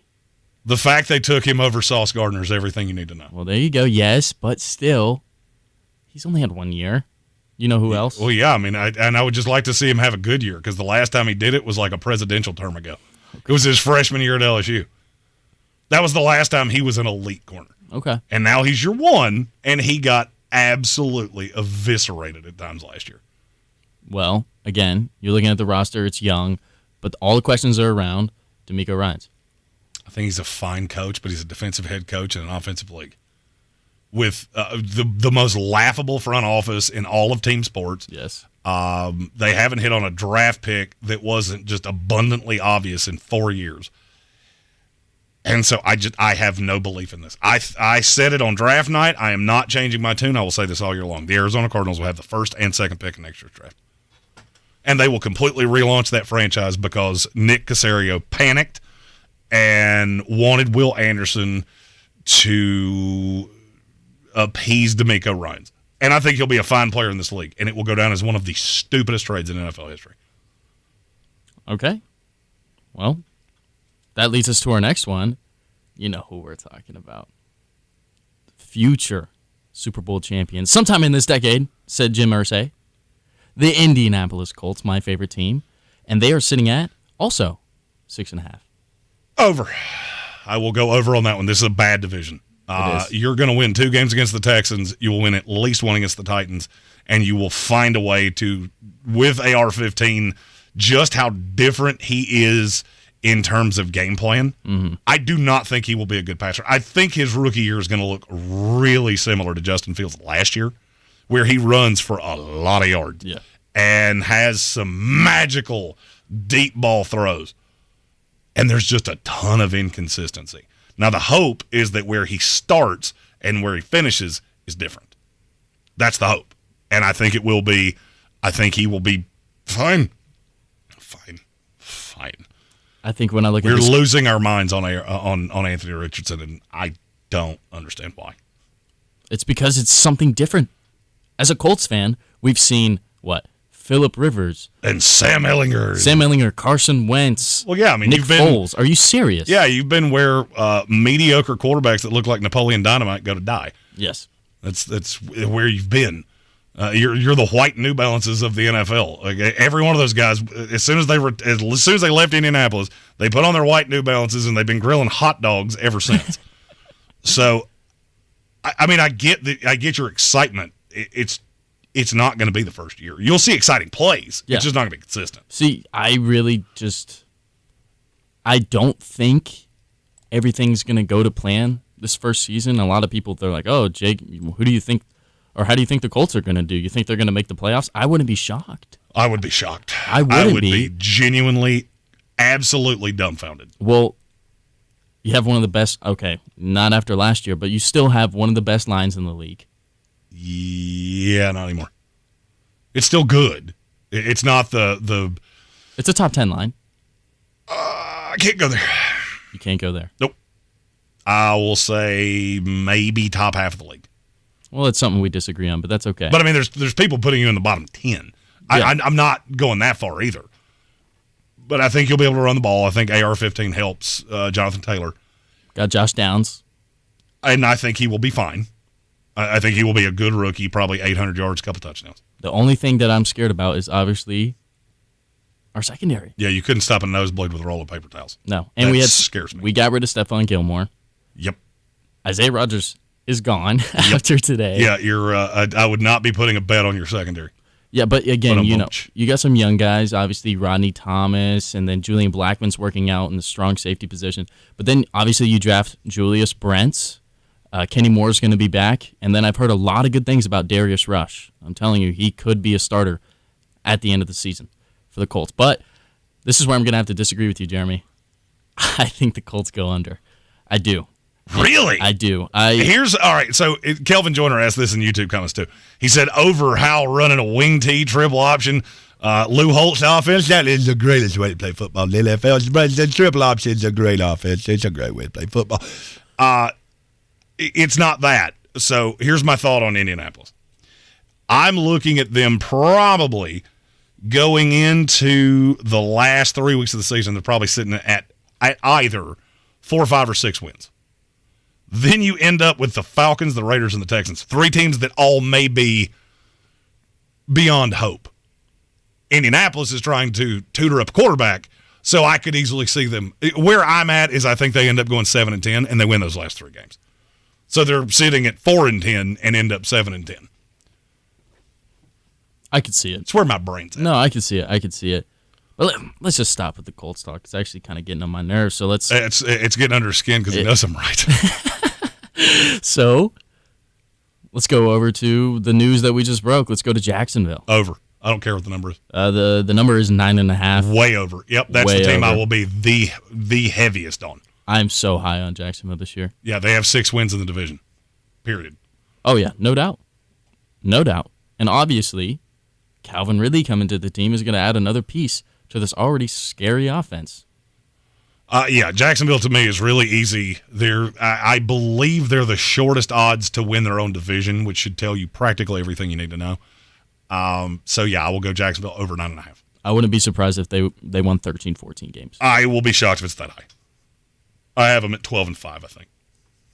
Or no, I have them at 11-6. They were the 1 seed in the AFC. When I'm looking at the schedule, Kansas City's a tough game. The Bills are a tough game. I guess you could say Pittsburgh's a tough game. Yeah, that was my spicy on Jacksonville, was that their schedule is so easy they will accidentally win the AFC because they don't play the gauntlet that everybody else does. So they were the team at 12-5. And then Cincinnati, Kansas City, and a handful of others are 11-6 or 10-7. All right, so that's an over for Jacksonville, and that leads us to the last team, the team that's been pretty much owning this division. Actually, not last year, but I do not know this number, and if I laugh out loud, it's not on purpose. Tennessee Titans, 7.5.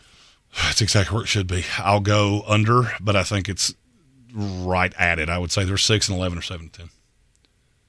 The team's they're not very good. No, the defense will be fine, but you get to this point of, okay, what happens when you fall behind? You got Ryan Tannehill, Will Levis, Malik Willis,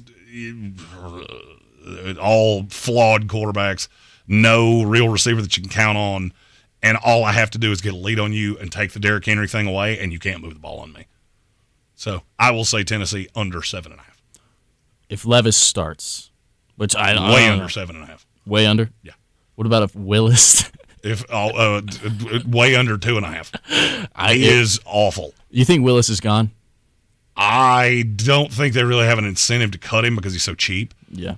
But he is not a quarterback in the NFL. I mean, I told you that when he came out of the draft. I was not alone in that. Virtually every scout I talked to went, I do not know what you're seeing in this kid. I had a higher grade on Malik Cunningham than I had on Malik Willis. I mean, they started Josh Dobbs over him last year. And they should have, because Josh Dobbs is actually a quarterback in the NFL, and Malik Willis is not. So are you going under on Tennessee? Yes. So that leads us to have Houston under 6.5, Indianapolis over 6.5, Jacksonville over 9.5, and Tennessee under 7.5. Sounds about right to me. After the break, we'll get weird, which we do in the middle of the show every single day, and then we will talk about my division, the AFC East. This is your Exergen Temporal Scanner weather forecast on ESPN Asheville. Increasing storm chances for the holiday weekend ahead, but not much on weather radar tonight. Most of the storms hanging out over across the state line in Tennessee. Our temps in the mid-60s in the valley tonight. Isolated thunderstorms Friday, Saturday, Sunday. Increasing storm chances, rain chances going higher for the holiday. Temps in the upper 80s near 90 degrees. I'm meteorologist Scott Larimore. That's the latest Weather Channel forecast. This is your time saver traffic on the new ESPN Asheville. Travis Samago, 26 westbound between Airport Road and the Blue Ridge Parkway.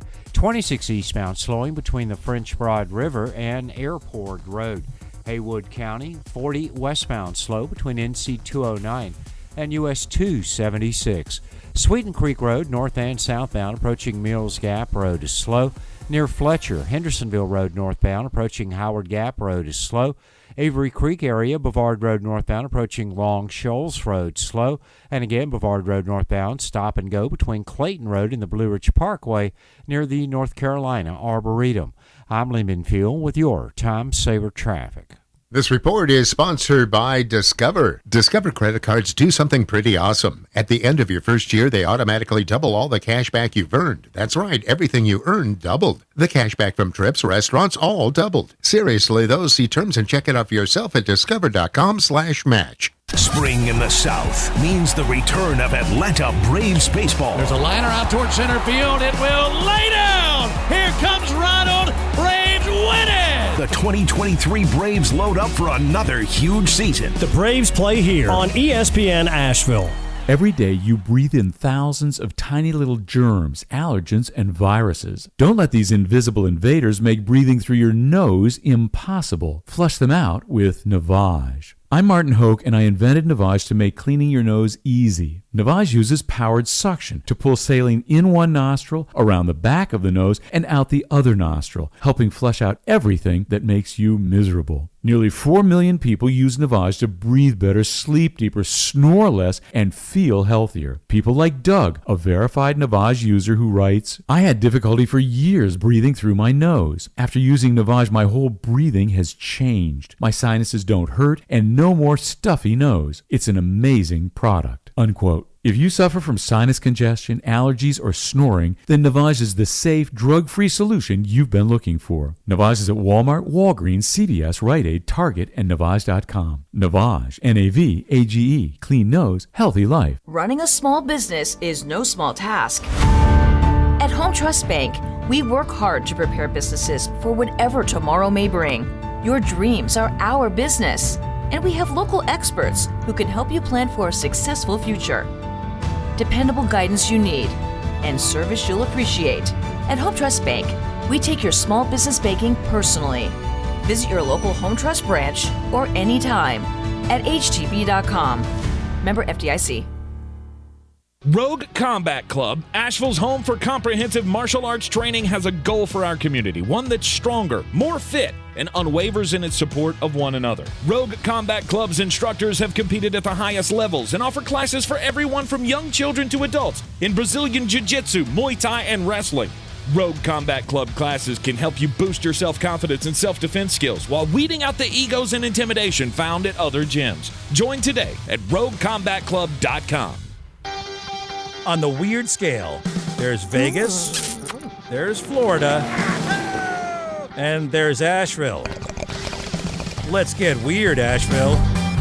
Weird news time here in the Sportsocracy. My story comes from Atlanta, Georgia. About a year ago, I told a story about an auto repair shop owner who paid a former employee $915. It was his last paycheck. He didn't want to give it to him, so he took a drum full of oily pennies 91,500 of them to be exact, and dumped them in the guy's driveway. His name's Miles Walker. He owns AOK Walker Auto Works in Peachtree, Georgia. Well, apparently, when he did that, he alerted the federal government because there had been a few claims against him with the Better Business Bureau about unpaid overtime, damages, different things that former employees, including the one that he left 91,000 pennies on his driveway, and now a judge has ordered him to make a very large payment. And he's going to need a bigger drum because it would be over 4 million pennies. He owes $40,000 to 9 workers for unpaid overtime and damages. That's a mess.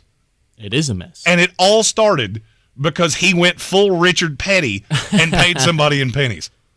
That's crazy. And I personally think that is, without a doubt, justice being served. He also put a pay stub with an expletive on top of the mountain of pennies. Guy's kind of a jerk. Yeah, no, definitely. Well, my story's a little different. We're going to go to Seoul, South Korea. Jeremy, obviously me being on the show, you would say, oh, Jake, you're making me feel older. You would want to lose a couple years to your age, correct? Or do you? No, I'm okay. I'm 36 now. Now, 3 years from now, absolutely. I'll stay 39 for like 6 years. Well, because that word that ends in orty, it gives me the angina, and I don't like it. Well, crazy stuff happening in South Korea. South Koreans became a year or two younger on Wednesday as new laws that require using the old international method of counting, or the old country's traditional method of counting, took place. So, under the age system in South Korea, people are deemed 1 year old when they are born. And when the new year comes... Well, that's stupid. There's another year. You're not 1 year old when you're born. No, you're not. You're 0 years old. You are 0 years old. But for the babies born on December 31st, that means you could be 2 years old when you're pretty much 1 day old. So wait, everybody's birthday is January 1st? Yes. How does that work? How did this survive till 2023? I don't know. But, again, January 1st, another year gets added on. So now we're having some people, as one of the people who was interviewed here, I was about to turn 30 next year. But now I have some more time, and I love it. A 27-year-old office worker in Seoul. So they lost 2 years. So, I feel like my brain is going to a nefarious place here of what happens for people that are 18 and married? Like, so we have relationships that could possibly become crimes because you just became 2 years younger. Or people who could drink now, and now they can't. Oh, that's it. I didn't even think of that. Yeah. I'm legal to drink. No, you're not. Not anymore. It's kind of like when I found out that you couldn't buy heaters until you're 21, and I went, when did that happen? Let me think. That was, I think it was a junior in high school, so 2019? Will allow you to vote, but you can't buy heaters. Yep, that makes all the sense in the world. Much like the AFC East. There you go. This is a division to me this is probably the most contested division. Because I feel like we're throwing the baby out with the bathwater in New England. I don't think they can win this division, but they'll be a thorn in the heel of all three teams. Yeah. I also feel like you could make a pretty convincing argument to me that either of the other three teams in this division win it. I could see the Jets, I could see the Dolphins, I could see the Bills. Maybe. Who are you? Which one are you waffling on? We'll talk about it in a minute. All right. Oh God, I can already see I'm gonna have to yell at the boy on air, and this is gonna be uncomfortable. So let's start it off with obviously Chief David Zagg's favorite team, the Buffalo Bills, at 10.5. What are we thinking? I almost feel like that's a trap. I do too. I almost feel like that's a trap. The schedule's not beautiful, but it's not awful. The end is awful. Which, if I'm Buffalo, that's how I want it to go.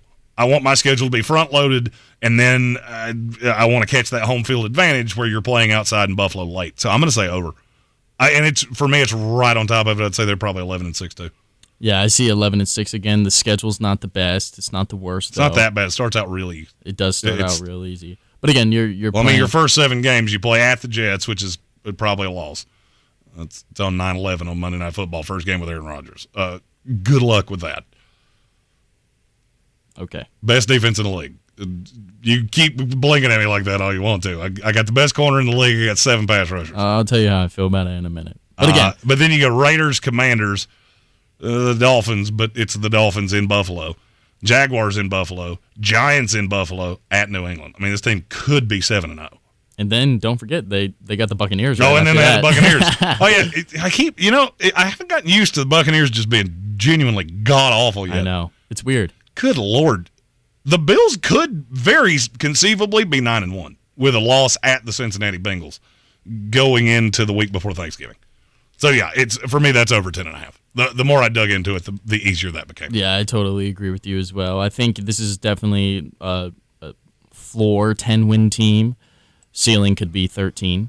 But let's move on. Let's go to a team that a lot of people have been talking about, maybe potentially getting Dalvin Cook. Every team in this division has been talked about to get Dalvin Cook. But this is a team who I personally like. Last year didn't finish really well, but the Miami Dolphins sitting at 9.5 wins. I feel like that's the right number, but if I had to bet it, Tua scares me to such a point. Yeah. And the front half of that schedule is evil. You start at the Chargers, then you go at the Patriots, and catch the Broncos, at the Bills, Giants, Panthers, at the Eagles, Patriots again, at the Chiefs. That is evil. Oh. But again, you look if at I the had to bottom bet half. it, if I had to bet it, I'm going to take the path of least resistance and say that there is a better chance that Tua Tagovailoa gets hurt at some point, and if he does, 10 is too many. So I will say under. Okay. So we're going. But I think they have that line exactly right. Yeah, you want to know why Vegas has gold fixtures? Because they set numbers like that people like me look at and go, I want to bet it somehow. I don't know how, but I want to. Yeah, I don't know. I mean, if Tua stays healthy, I think this could be a 12-win team. I really, really, really love Tyreek Hill and Jalen Waddle together. But if he doesn't, they're a 5-win team. Skylar Thompson might be the worst quarterback in the NFL. Well, it would be Mike White, who's also made a popsicle stick. Yeah, Mike White has this really weird disorder where every morning he breaks his legs, and every afternoon he breaks his arms, and then he wakes up the next day and does the same thing all over again. And Mike White's kind of got that swagger, though, kind of like Nick Foles. You know, like just that he can go off one game, and everyone's going to pull for him, but then he has the games like we saw a couple times last year. Yeah. I see, for Miami, I'm playing the game of if we roll the season out 100 times, what happens? And for me, there's more times that Tua gets hurt, or things don't go exactly right, or something happens to Tyreek Hill, or the defense is not as good as we think it is, or you just start really bad and you never get on track. That schedule's mean. All right, so that leads us to the New England Patriots at 7.5. I feel like this one's a trap, too. It is hard for me to say under on New England because they've been the big scary bear under the bed. The problem is that I look at their schedule and go, you're not winning a game the first month of the season. No. I mean, Eagles, Dolphins, that's 2 at home. That's not a good start. Jets, then you've got Cowboys. 2 the Jets and 2 the Cowboys. Oh my God. Which is, neither of those are pretty. And the Saints isn't a gimme either. No. The Raiders, you got to go to Vegas, then you got Bills, Dolphins. It is a long time before you get to that Commanders, Colts, Giants stretch of the season. This is one I would avoid like grim death because it would terrify me to say under, but I'm going to say under. I think they have the line pretty right. I think the New England Patriots go 7-10 next year just because of that schedule. I mean, the schedule's evil. It is evil, but I totally see you there. And here's another fun part about New England. If you told me Bailey Zapp was going to be the quarterback for 17 games, I would feel different about this team. That's how different I view those 2 quarterbacks. I would probably say over on New England with Bailey Zapp and not Mac Jones. Really? Just look at the defenses that Mac has to play. In a foot race, he would lose to me. Yeah. And I don't buy that much into the weapons. You know, you just gave 30-year-old Devontae Parker a 3-year deal. Bad deal. I don't know that it's a bad deal because there's a lot of incentives in it. It's worth up to $33 million. So you always have to be careful with what that means. And I haven't seen the terms of it. I think New England's going to be annoying, and it's going to end the way the last few seasons have. So we're 7-10, 8-9, 9-8. So we're going under on here? I am, but I can't in clear conscience tell you to do it. So, I really can't. So that leads us to who? The New York Jets. I feel like the boy is going to ruffle my feathers here. So I'm going to get my brain right. We got to take a quick commercial break. When we come back after the break, we're going to give Jake the opportunity to say evil things about my Jets, and then I'm going to do my best not to say mean things on the radio because he's not Tank, and we're not quite to that point in our relationship yet. You're in the Sportsocracy on ESPN Radio. This is your time saver traffic on the new ESPN Asheville. Traffic slowing 240 westbound between Charlotte Street and Montford Avenue. 26 westbound is stop and go west of Hendersonville Road to the Blue Ridge Parkway. 26 eastbound slow between the Blue Ridge Parkway to just east of Long Shoals Road. 40 westbound Haywood County slow between NC 209 and US 276. Sweeten Creek Road, north and southbound near Mills Gap Road is slow. Hendersonville Road, northbound, slowing near Fletcher, approaching Howard Gap Road. Merriman Avenue, northbound, approaching Beaver Dam Road, seeing delays. Near Avery Creek, Brevard Road, north and southbound, near Long Shoals Road is slow. Again, Brevard Road, north and southbound, slow between Clayton Road and the Blue Ridge Parkway near the North Carolina Arboretum. I'm Lyndon Fuel with your Time Saver Traffic. This report is sponsored by Lowe's. At Lowe's, they're always bringing pros more ways to save. Right now, save on Valspar 5-gallon Ultra Flat Paint. Was $131. Now just $123. Lowe's knows savings. Lowe's knows pros. Valid through 8/2. Selection varies by location while supplies last. The Dell Technologies Black Friday and July event starts now with savings on select Vostro, Latitude, and XPS PCs with Windows 11 Pro. Plus, get free shipping on everything. Dell Technologies recommends Windows 11 Pro for business. Call 877-ASK-DELL. Cut. Let's try something fresh, like the new scratch-offs. I got it. Tuesday. It's not Monday, Wednesday, Thursday, Friday, Saturday, Sunday. It's Tuesday. Cut. It's not Monday, Aren't you a little old to be in a boy band? There's nothing old about getting new tickets. Well, you're right. Maybe we stick with the original track. New tickets every first Tuesday of the month from the North Carolina Education Lottery. Must be 18 to play. Problem Gambling Helpline, 877-718-5543. Hi, we're Comparion Insurance Agency. Right now you're thinking, Comparion? Never heard of them. We know. We also know that you have no idea that Comparion Insurance agents are local and provide expert advice. So to help it stick, we're going to say local agent 4 times in the next 15 seconds. Ready? Go.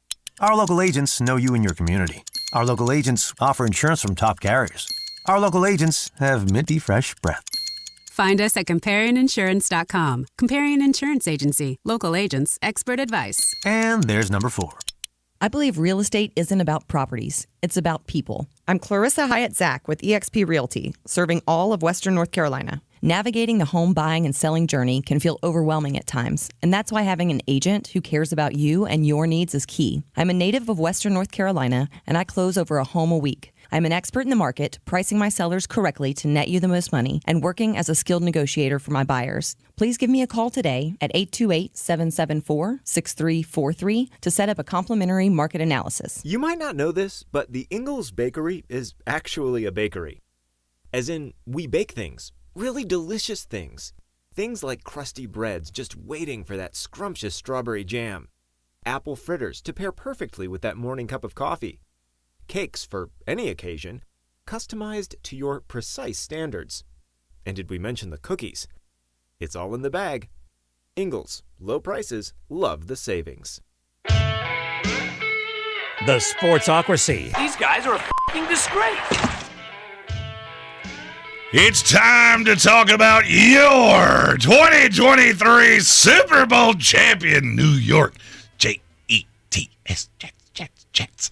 All right, I see you shaking your head. Make your case. I don't actually even know what the Jets over-under is because I don't bet on my own team. Okay, well, first off, I don't hate the Jets this season. I don't. Nobody should. Nobody should at all. But you said something last segment. You talked about week 1 against Buffalo. Mm-hmm.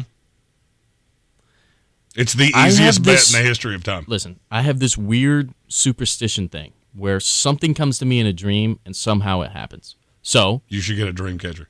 Well, for example, last year, I had a dream that Purdue lost in the first round against Fairleigh Dickinson. And what happened? I thought it was a nightmare. I was pinching myself. Jake, wake up. No, it actually happened. Yeah, I don't put much stock in your dreams. Well, listen, I had a dream that the New York Jets started off 0-2, and I could see it perfectly. I'm looking at ESPN. I'm looking at Colin Cowherd. I'm looking at all the media like, is Aaron Rodgers done? Is Aaron Rodgers done? It's a tough first 2 games. If they go 0-2, it's okay. Mm-hmm. It is. But again, the schedule is not as easy as you want it to be. No, it's not. It's the Jets. We've had in the last 10 years, they've had a top 8 toughest schedule in the league for 8 of those 10 years. How that's possible, I have no idea because you haven't made the playoffs not one time in that. But, I'm not bitter. Not a conspiracy theorist. The only thing I'll say about Buffalo, this much hype, Aaron Rodgers on the Falafel U tour that we've already seen him do on 9/11 in New York. Good luck with that. As soon as I saw that, I went, that's the easiest bet I've ever seen in my life. Not because I don't believe in Buffalo. Yeah. You don't understand what fans like the Jets, that place will be on fire. And it is an evil place to play when they have a reason. It's an evil place to play for the home team when you let them down. But you haven't had a chance to do that yet. So the New York Jets are sitting at 9.5 over-under win total. What are you thinking, Jeremy? Well, that's come down from the last I remember. I was completely prepared to go under on 10.5. I will go over on 9.5. I like it. 10-7. I think that's exactly how I had them predicted as well. 10-7. Obviously, it could be a rough start.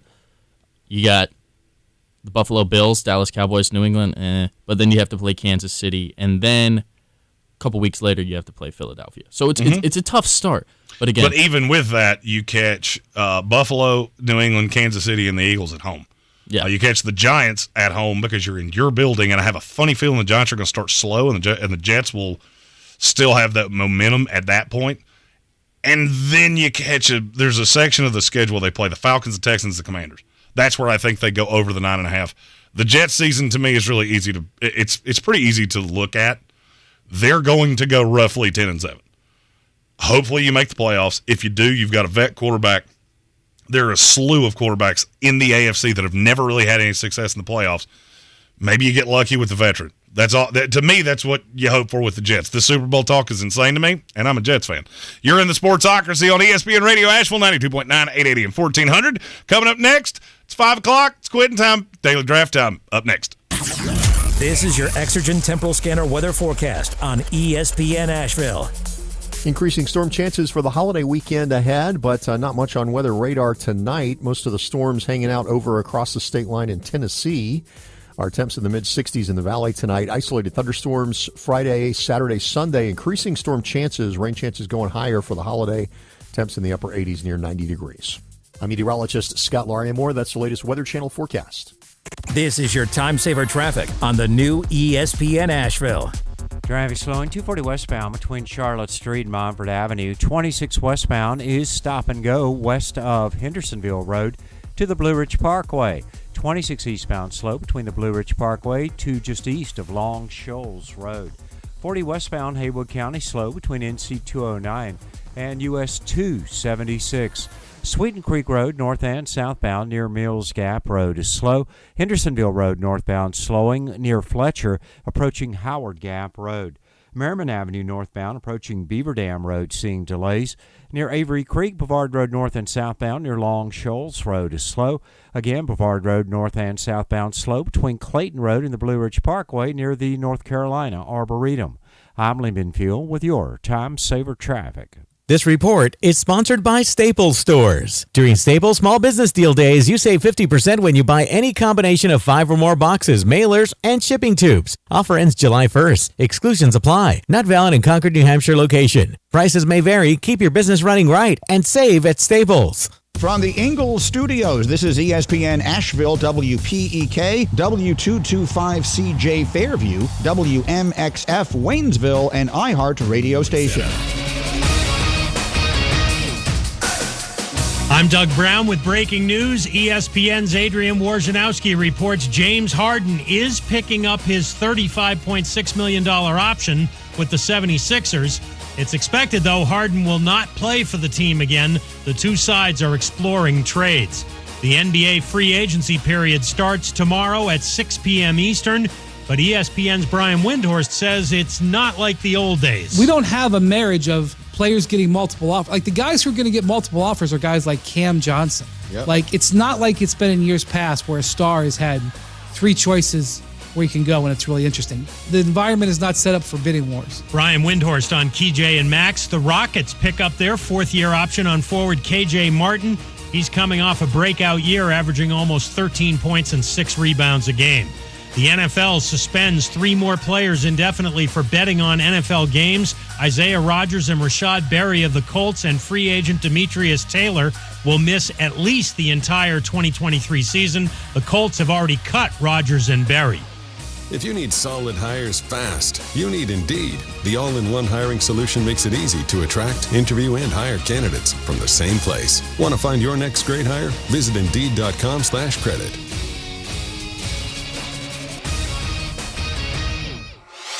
Now, your chance to win $1,000. Just enter this nationwide keyword on our website, green.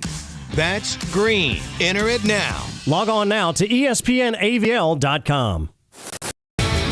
He's a degenerate gambler. You are a smelly pirate hooker. And he's cheaper than oxygen. He's useless. But somehow, they make it work. Jeremy Green, Tank Spencer. There's no holding back in the Sportsocracy. Presented by Ingalls Supermarkets. Who's gonna break the news? Who's gonna break the news? Who's gonna break the news? Who's gonna break the news? You're back in the Sportsocracy here on ESPN Radio Asheville 92.9, 880 and 1400. As always, brought to you by Ingalls Markets and Clarissa Sales, WNC.com. And we got breaking news. Second time today, no dance. We need to make this a trend. When Tank comes back, no dance. According to ESPN's Adrian Wojnarowski, James Harden is picking up his player option with Philadelphia 76ers, but has played his last game with the Philadelphia 76ers. Wow. Yeah, that's an interesting turn of events. And it's pretty easy to figure out that they were not going to facilitate a sign and trade. Because sign and trade that's where you end up taking back god-awful contracts, which they don't want to do. And so this was a resolve of, you'll get the money you want, you'll get another bite at the apple a year from now, and we'll get you where you want to go with your bird rights. So you'll be able to sign the big boy deal. Where that is, I still look at Houston. Houston's one of the only teams with money, and they've been attached to virtually everybody that is a higher level free agent. I could see a path that they get. I don't know what it would be back. Probably a big trade exception if I had a wager. And maybe a young player or two for James Harden. Well, what I'm looking at right now, this is, according to Chris B. Haynes, keep an eye on the Los Angeles Clippers. I don't know how that would work. I don't know either. I mean, they have gnarly contracts. But one of the easiest pieces to move would have been Eric Gordon, who they non-guaranteed this morning. So he's a free agent. I mean, look, Chris B. Haynes is more plugged in than I am, but I won't say that they're not going to make a run at that. I'm just not sure how you. I'm not sure how you make those pieces fit. But I mean, look, James Harden is not a $35 million player right now, and I don't even think that's spicy. He's just not. Yeah. Philadelphia made a run. They chose Harden over Jimmy Butler, and you chose wrong. I mean, sometimes playing craps, you throw the dice, and it lands on snake eyes. That's what Philadelphia did. And now you have to make chicken salad out of chicken excrement, and that's pretty much what they're left with, is that you have a big bearded poo that you have to find somebody that wants to build their team around, because at $35.6 million with the NBA's tax law or rules where they are now, you're not going to find a team that's willing to just eat that deal. And he's going to have some saying where he goes, I will say Houston is the number one team. And from there, I understand the thought of the Clippers. Don't be shocked if Dallas gets in that somehow. I don't know how they would do it. And even with Kyrie, it doesn't matter. They've been in on every one of these guys for many years. So where does this put Philadelphia now for you? It doesn't change much for me. You still got Maxey, you still got Embiid. Maxey, to me, picks up the loss in usage, and I think he's actually a better offensive player at this point than James Harden. I do too. Harden at this point is a lot of name and not a lot of substance, which is why he fits perfectly with the Houston Rockets. Hey, it's a guy that'll sell tickets to play with our children, because the Houston Rockets are the daycare of the NBA. There's a lot of talent there. It's also, but, man alive, they got a lot of guys that can't play defense.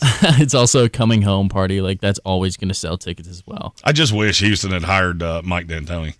Let's do that again, because this is going to be a team that sets NBA records for, holy smokes, nobody on this team plays defense. Like, I think I could go out there and score 15 points in a night against the Rockets. Now, I'd give up 60, but I'm going to get my shots up. And I'm a card-carrying captain. The team gets mine. So, Rockets are a young team. Speaking of young players, NFL released all under 25 team for the 2023 season. So we're going to draft them. It doesn't have to be this whole team from NFL, but anybody we feel like that is a good pick, under 25, I think it'll be fun. I do too. And I have the first pick here, which is, for me, is difficult because there's a bunch of players I want. But there's one specifically that there's not another guy at his position that I'm even considering.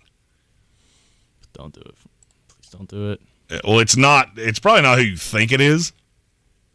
It's Micah Parsons. That's what I thought you were going with. I thought you thought I was going to go full homer there. No. There's not really another edge rusher that I mean, the two on the NFL.com list were Aiden Hutchinson and Jalen Phillips. I like Jalen Phillips. I really like Aiden Hutchinson, but to me, they're not even a stratosphere of Micah Parsons. Not at all. I mean, you could be talking about, I mean, and this is going to be blasphemy, you could be talking about the greatest pass rusher that's ever lived. That's where we could be with Micah Parsons. I mean, he's one of the greatest athletes, I think. He is a special athlete, and he's only 24 years old. Didn't he almost beat Tyreek Hill in a race? No, it was not as close as it was led on, but he is freakishly fast. I mean, he ran a 4.38 at the combine. Yeah, of which for a man of his size, that is just absolutely insanity. It is. It is, and it's a great pick. It's a great pick. Somebody who I was looking at taking, but for me, he was the only player that I look at any position where I couldn't go, all right, well, if I don't get my one, then there's a second one that I feel just fine about. Alrighty. So, I guess I got to do it then. Give me Trevor Lawrence. Give me the second coming of Peyton Manning. Yeah. Everybody's been talking about Trevor Lawrence since he's been in high school. Last year, his first time actually showing out. Rookie season was abysmal. Last year, looked great. Led one of the greatest comebacks in playoff history.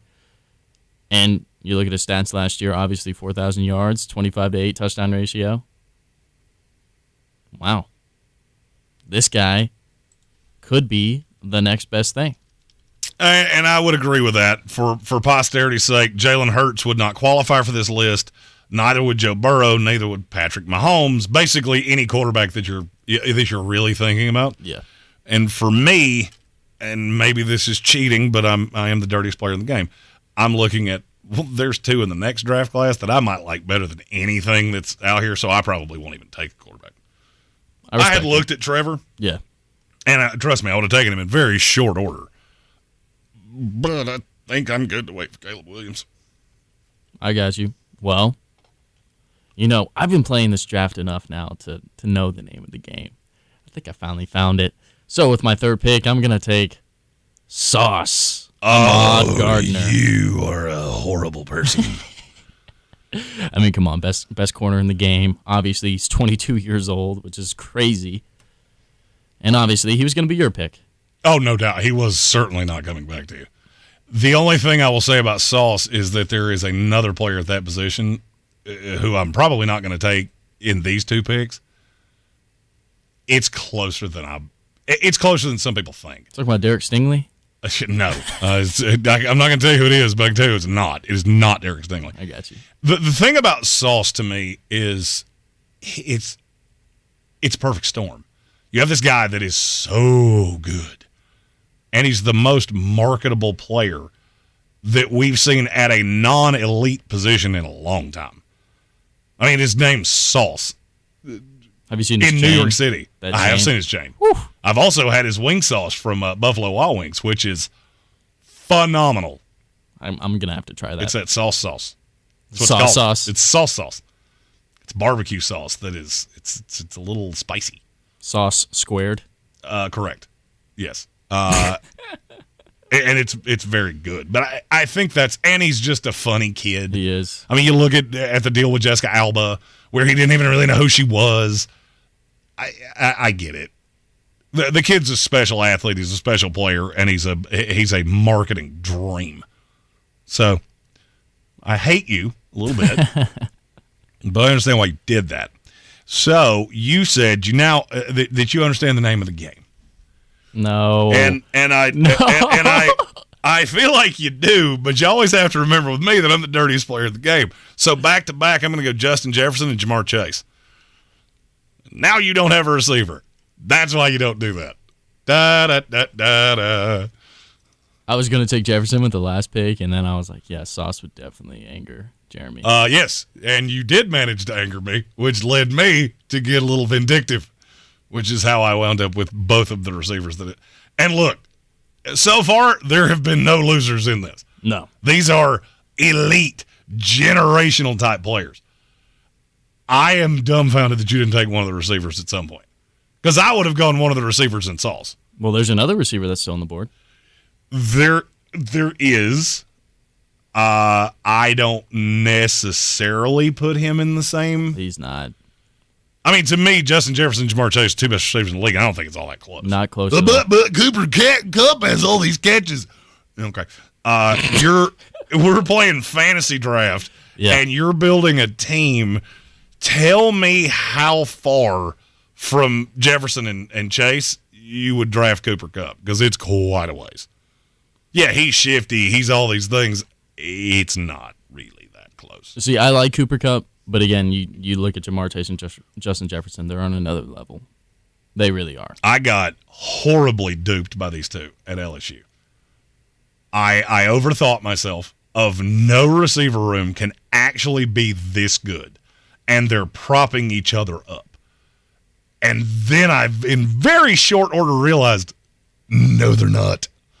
No, they're actually both just dogs. And so is Joe Burrow. Oh, yeah. But, I remember when Chase was coming out, obviously he took the COVID year, and then everyone was talking about the drops during the offseason. I was a little hesitant, but then I saw him week 1 and week 2 and all the other weeks after that. Dude's special. He is special.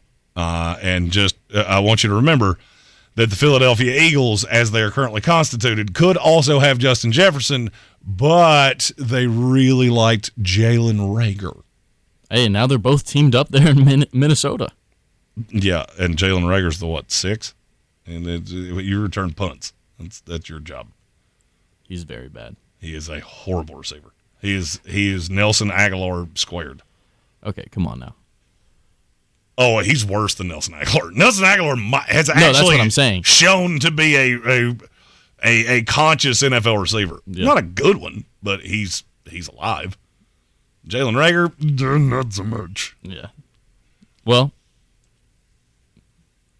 great picks. Yeah, you played the game. I felt pretty good about it. You played the game. But I got the 6th pick to take out the first half of this draft.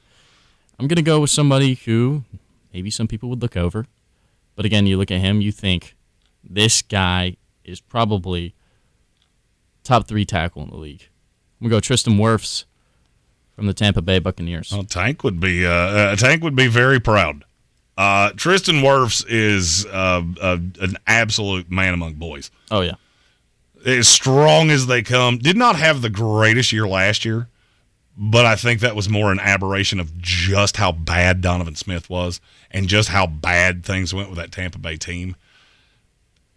Yeah, I'm going to do the same thing with Tristan Wirfs that I just did with Justin Jefferson. The New York Jets could have Tristan Wirfs right now with Elijah Vera Tucker on the inside of him.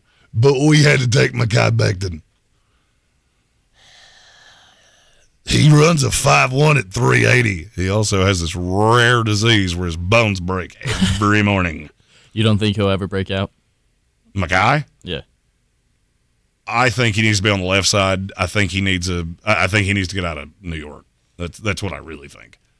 Because there's just not really a place for him on the left side. They have too high of an aspirations to hinge their bets on can his knee hold up, and you can't start him over Dwayne Brown. I don't think. So you have to put him on the right side, which puts him on that knee again. So formidable pick there with Tristan Wirfs. We got to pay a couple bills. You got lucky here. You steered yourself right into the Jeremy break. Mm-hmm. So after the break, we'll finish the daily draft. And later in the show, we got to finish off with the AFC West over and unders and the offseason files for the Dallas Cowboys. You're in the Sportsocracy on ESPN Radio Asheville, 92.9, 880, and 1400. This is your time saver traffic on the new ESPN Asheville. Traffic slow 240 westbound between Charlotte Street and Montford Avenue. 26 eastbound is slow near Brevard Road. 26 eastbound is again stop and go between Hendersonville Road to approaching Chimney Rock Road. An accident has the left lane closed. 26 westbound stop and go between Hendersonville Road and the Blue Ridge Parkway. 40 westbound slow between the Smoky Park Highway and George's Branch Road. 40 westbound Haywood County slow between NC 209 and US 276. In North Asheville, Merriman Avenue northbound near Beaver Dam Road delays. Sweeten Creek Road north and southbound approaching Mills Gap Road is slow. Near Avery Creek, Brevard Road north and southbound near Long Shoals Road is slow. I'm Lyndon Field with your Time Saver Traffic. This report is sponsored by Off. Off Clean Feel, so I can accessorize with studs and not with mosquitoes. I can wear my classic white crop and flag panel jeans and know that I'm covered with 8 hours of not sticky, fragrance-free protection. Get your pre-party protection on with Off Clean Feel. SC Johnson. In a new series from the teams at Novel and iHeartRadio, this is the Fighty Pucks. We're going out on the ice with the most violent hockey team ever. That was guerrilla warfare at its highest. Were they heroes or villains? You decide. You and I are going to have a problem. Do you understand what I'm saying to you? Welcome to the jungle.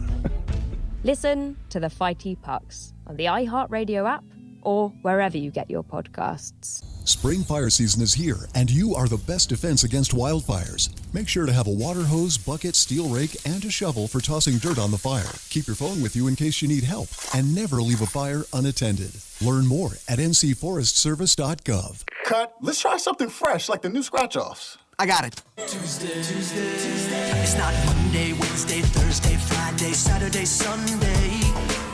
It's Tuesday. Cut. It's not Monday, Aren't you a little old to be in a boy band? There's nothing old about getting new tickets. Well, you're right. Maybe we stick with the original track. New tickets every first Tuesday of the month from the North Carolina Education Lottery. Must be 18 to play. Problem Gambling Helpline, 877-718-5543. If cleanliness is next to godliness, look around the car right now.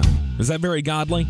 Look, life comes at you fast, but so does WNC Auto Detailing. They have the tools to make your interior look like it's coming off the showroom floor. You don't believe me? Check them out on Instagram. All that filth and years of stains disappear. WNC Auto Detailing does full interior and exterior details with paint correction, and they do wax and ceramic coatings. Call WNC Auto Detailing at 455-3700. Premium care with a Southern hospitality touch. Since man created roads, they've been looking for ways to get off-road and vehicles to take them there. That's where Outlaw Off-Road comes in. A premier off-road center for Jeeps, trucks, and SUVs with a complete lineup of off-road and overland services, including maintenance and repair to make your vehicle all that it can be. Check out their location right here in Western North Carolina at 85 Avery Creek Road. Call them today at 828-974-8480 or visit them on the web at theoutlawoffroad.com.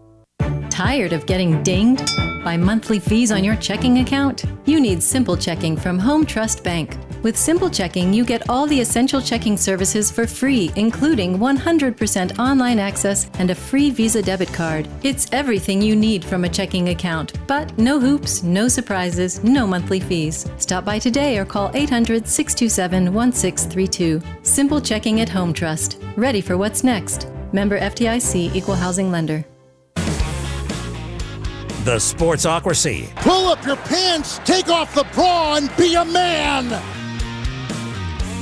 Back here in the Ingalls Studios, Thursday edition of the Sportsocracy. I am the ESPN draft nerd, Jeremy Green. He is the intern, Jake, much like the Ohio State University, and we're in the middle of the daily draft. NFL.com put out its all under 25 teams, so we are drafting our own under 25 teams. Jake started his team off with the Sauce, and now I cannot remember who the other two you drafted were. I took Trevor Lawrence, Tristan Wirfs, and Sauce Gardner. And I took Micah Parsons, Jamar Chase, and Justin Jefferson because I am a jerk, so I took all the receivers because he took my cornerback. Well, and I am Richard Petty. So that leads me with the 7th pick here. I could go two ways. I could go corner, or I could take pretty much the only formidable pick at wide receiver left. I think there's several formidable picks left at receiver. You think so? Mm-hmm. One that just gets horribly undervalued on a weekly basis.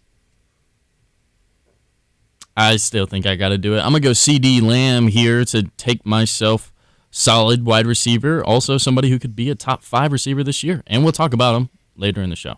Yes, as we do the offseason files for the Dallas Cowboys. I like CeeDee Lamb a lot. I really like him now that he's got Brandon Cooks on the other side, Michael Gallup. He's a fantastic player. I just feel like he's a step below Chase and Jefferson, and I don't know that he's ever going to close that gap.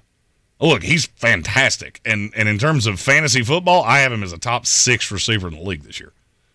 I think he's I think I had him in the top 30 overall, which for me is saying a lot because I really lean on bell cow running backs early. So to me, that's a fantastic pick.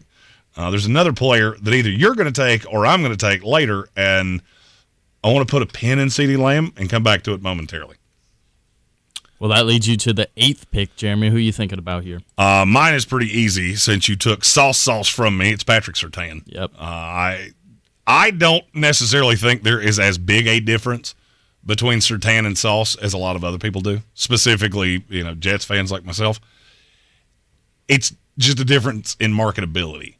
Patrick Surtain is not as flashy with the big diamond chain and the nickname and the Buffalo Wild Wings deal. He's just a guy that goes out and does his job.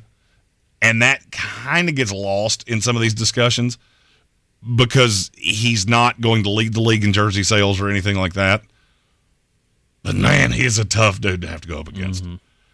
And he has broken one of those weird trends. He and Marlon Humphrey, and there's been a few others. There was a time that Alabama corners came in the league and were invariably busts. And he's not. This kid's as good as advertised, if not better. I'm not sure he's not going to be underrated his entire career. I think so, too. And you obviously see how good he can play the last 2 years. He caught everybody's eyes. But again, obviously, Sauce Gardner is better. But how close is it? I think Patrick Surtain's probably the 3rd best corner in the league. I think I had him at 2 when we ranked them. I think so, too. I had a Jalen Ramsey. Yeah. So, for me, it's really close. But there's a little difference. Yeah. Well, number 9, Jeremy? There are a couple guys I could say here. You know, I'm going to go with a player that probably never receives the level of commendation that he deserves, because I'm not sure he's ever going to have the surrounding cast to really make use of his talents. It's Kyle Pitts. Okay. In terms of young tight ends, he's 1, 2, and 4. Jelani Woods? Stop. I mean, Kyle Pitts, he's just not of this earth. No, he isn't. Men that fast should not be that big, and vice versa. Are we going to finally see him break out next season? That was the big question. Well, I mean, he's only the second rookie tight end in NFL history to ever have 1,000 yards in his first season. I don't know. Go back to what I said about New England. If you told me Taylor Heineke played all 17 games, then yeah, I would be all over Kyle Pitts. My fear is that they're going to run a glorified version of the Veer with Bijan Robinson and Algier and Cordero Patterson and Desmond Ridder, even for that matter. And so I'm not sure you're ever going to see how good he actually is. And it may never show that way statistically until either he gets out of Atlanta or Arthur Smith is fired or they find a quarterback. But in terms of just raw talent, he is head and shoulders better than any tight end in this league. I totally agree. That's under 25. Oh, yeah. No, definitely. I mean, I don't know. You'll get to see Jelani Woods play this upcoming season. Jake has found his Donovan Peoples-Jones. Awesome. So that leaves me with my last 2 picks. Oh, man. You know, this guy wasn't even on the all under 25 on the NFL website. I need another wide receiver. And I think with Trevor Lawrence, I have CeeDee Lamb, and now I'm going to get him a piece. Jalen Waddle. I don't mind Jalen Waddle. I actually considered him for this. I already had 2 receivers, so I didn't really have to do it. No, you didn't have to. I don't feel like he gets the love that he deserves because I'm almost to the point that I think he's better than Tyreek Hill. He's literally like last year he was a baby Tyreek Hill. Now he could be Tyreek Hill in his prime this upcoming season.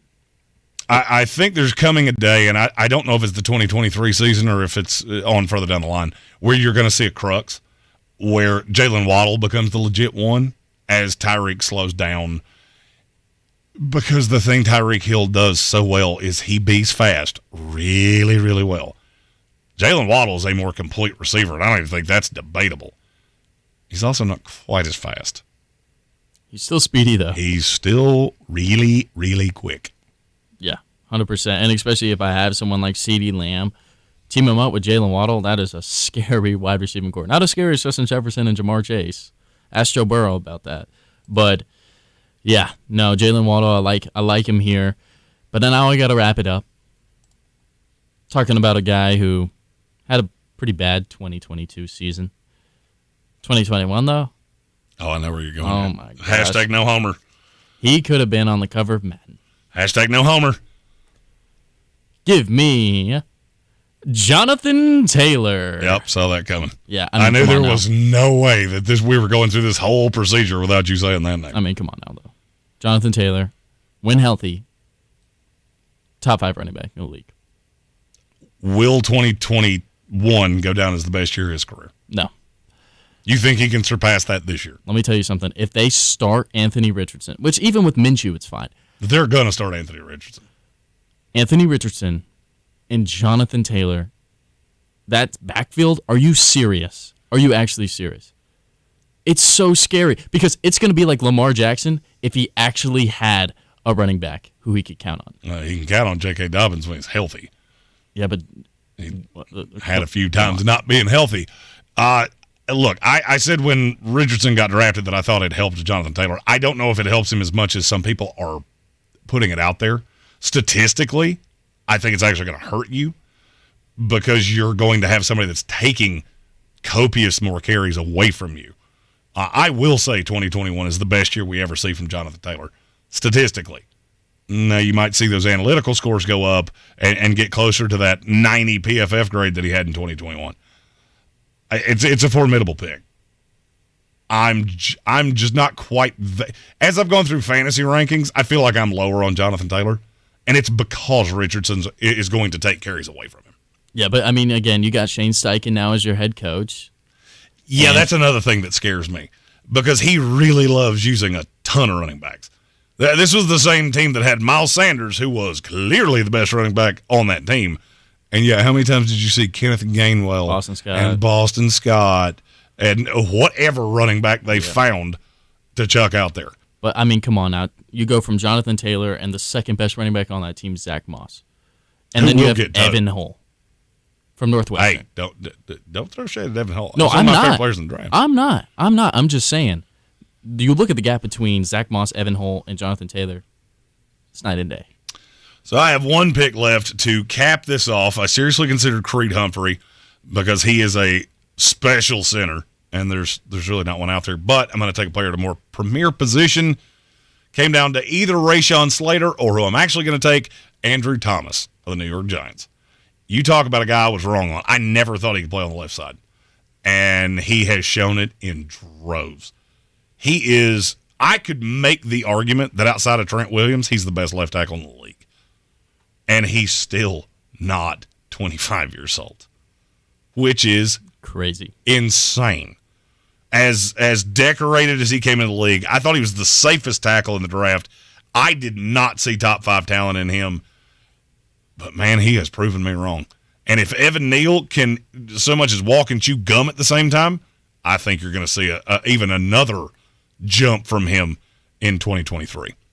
That wraps up our daily draft. Jake, you represented yourself well. I appreciate Although it. you learned a valuable lesson of if you're going to bite the mullet, just know that he is.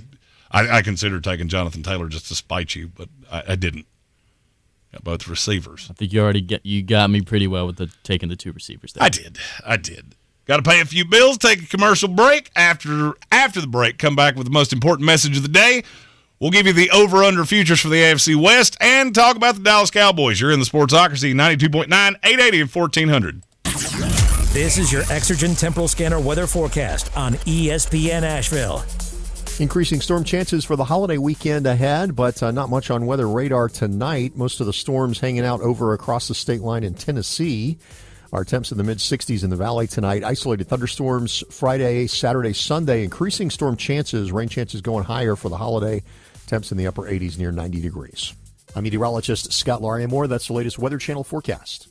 This is your time saver traffic on the new ESPN Asheville. Driving slow, 240 westbound between Charlotte Street and Montford Avenue. 240 eastbound slow between exit 3 and exit 4A. 240 eastbound again slow between Tunnel Road and exit 8. 26 eastbound is stop and go between I-40 and Bavard Road. 26 westbound stop and go between Hendersonville Road and the Blue Ridge Parkway. 40 westbound slow between the Smoky Park Highway and George's Branch Road. 40 westbound in Haywood County slow between NC 209 and US 276. Sweeten Creek Road, north and southbound, approaching Mills Gap Road is slow. Hendersonville Road, northbound in Fletcher, approaching Fanning Bridge Road is slow. Near Avery Creek, Bavard Road, north and southbound, near Long Shoals Road, slow. I'm Lyndon Fuel with your Time Saver Traffic.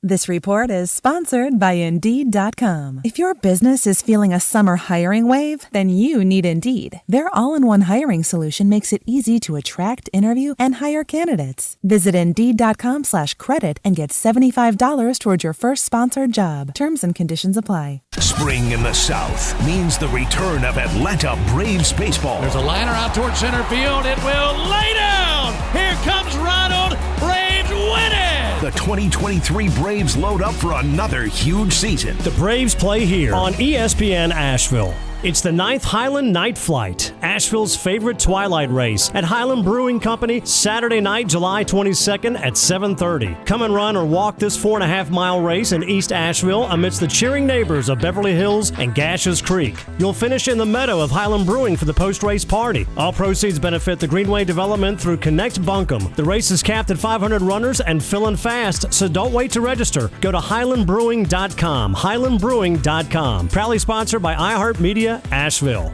You might not know this, but the Ingalls Bakery is actually a bakery. As in, we bake things, really delicious things. Things like crusty breads just for that scrumptious strawberry jam. Apple fritters to pair perfectly with that morning cup of coffee. Cakes for any occasion, customized to your precise standards. And did we mention the cookies? It's all in the bag. Ingalls, low prices, love the savings. Rogue Combat Club, Asheville's home for comprehensive martial arts training, has a goal for our community, one that's stronger, more fit, and unwavers in its support of one another. Rogue Combat Club's instructors have competed at the highest levels and offer classes for everyone from young children to adults in Brazilian Jiu-Jitsu, Muay Thai, and wrestling. Rogue Combat Club classes can help you boost your self-confidence and self-defense skills while weeding out the egos and intimidation found at other gyms. Join today at roguecombatclub.com. Real estate isn't about properties, it's about people. I'm Clarissa Hyatt-Zach with eXp Realty, your native realtor serving all of Western North Carolina. I will work hard for you, and I believe in doing the right thing every time. I market each of my listings to reach out-of-town buyers. I use a professional photographer and drone video on every single listing, as well as collaborate with agents across the country to find your buyer. Check me out online at clarissasellswnc.com or give me a call at 828-774-6343. It would be my pleasure to assist you through the real estate.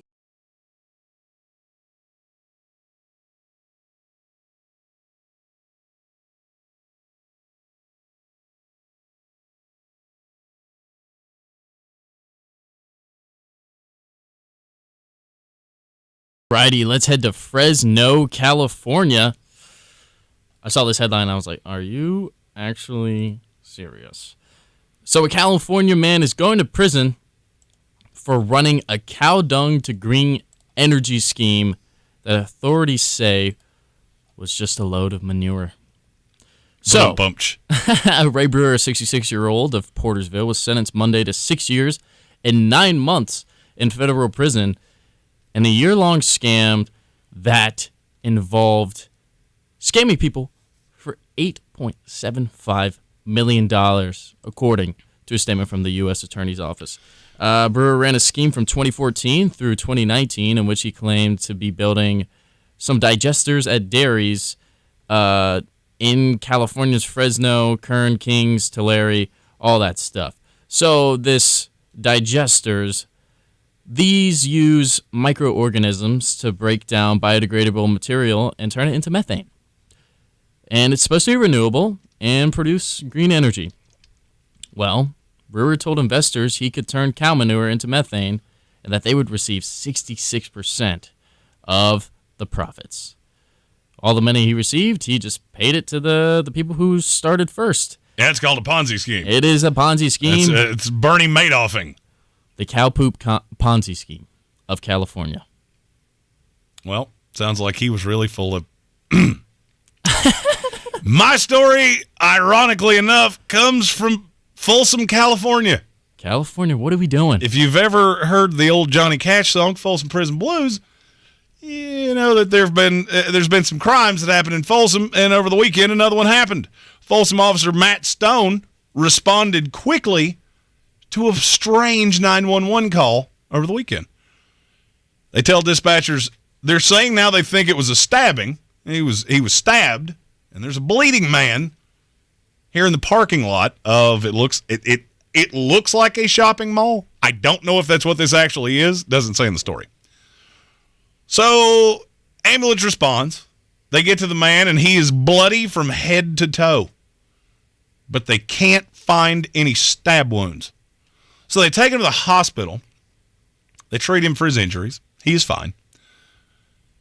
But they can't find a weapon, and they find no stab marks. But they did find something in the parking lot that could potentially explain his injuries. It was a pressure washer. The dude attacked him with a pressure washer, and it left him horribly bloodied. Oh, my gosh. Do you know how much power a professional power washer has? A lot. 1,000 pounds per square inch. That's the same amount of force that a hyena bite has. Oh, my goodness. And he had them everywhere. But he was so disoriented, he did not know what the guy hit him with. That's terrible. I mean, I used to be always scared to pressure wash my driveway because hey, boy, don't hit yourself or you'll cut yourself, says my dad. And I didn't want to get near it. I've used them so many times that it's hard to shoot yourself. It wouldn't be that hard to shoot somebody else, in theory. Oh, yeah. But they that thing can pack a punch now. They pack quite a bite. I worry more about weed eaters than I do about pressure washers. Oh, yeah, weed eaters are pretty scary. Weed eaters will tear you apart, especially as a person like me that wears shorts all the time. Oh. Don't do crimes. Don't do them. We got one division left in our over-unders for the 2023 NFL season. What are the AFC West? AFC West, a team, or a division who everyone was high on last year. Actually, I guess you said you weren't. I was very high on them last year. And now you look at them and you're like, what has happened? You obviously have two really good contenders and two teams who could finish bottom 5, bottom 10. I probably believe in the Raiders a little more than you do, from the sounds of it. Mm-hmm. I certainly do more than Tank. So I feel like we'll just go full Drake, start from the bottom now we're here. The Denver Broncos. What is their win-loss projection according to the Desert? So, Denver Broncos are now sitting at over-under 8.5. Under. I like it. I like it too. Under. I don't see how this team. I mean, look, you just look at the non-conference. I feel like you can chalk up 2 losses for Denver each with Kansas City and LA. Yeah. If they split with the Raiders. Let's say they take both from the Raiders somehow. I'd say you got 2 wins there. Where are the 7 other non-divisional wins going to come from?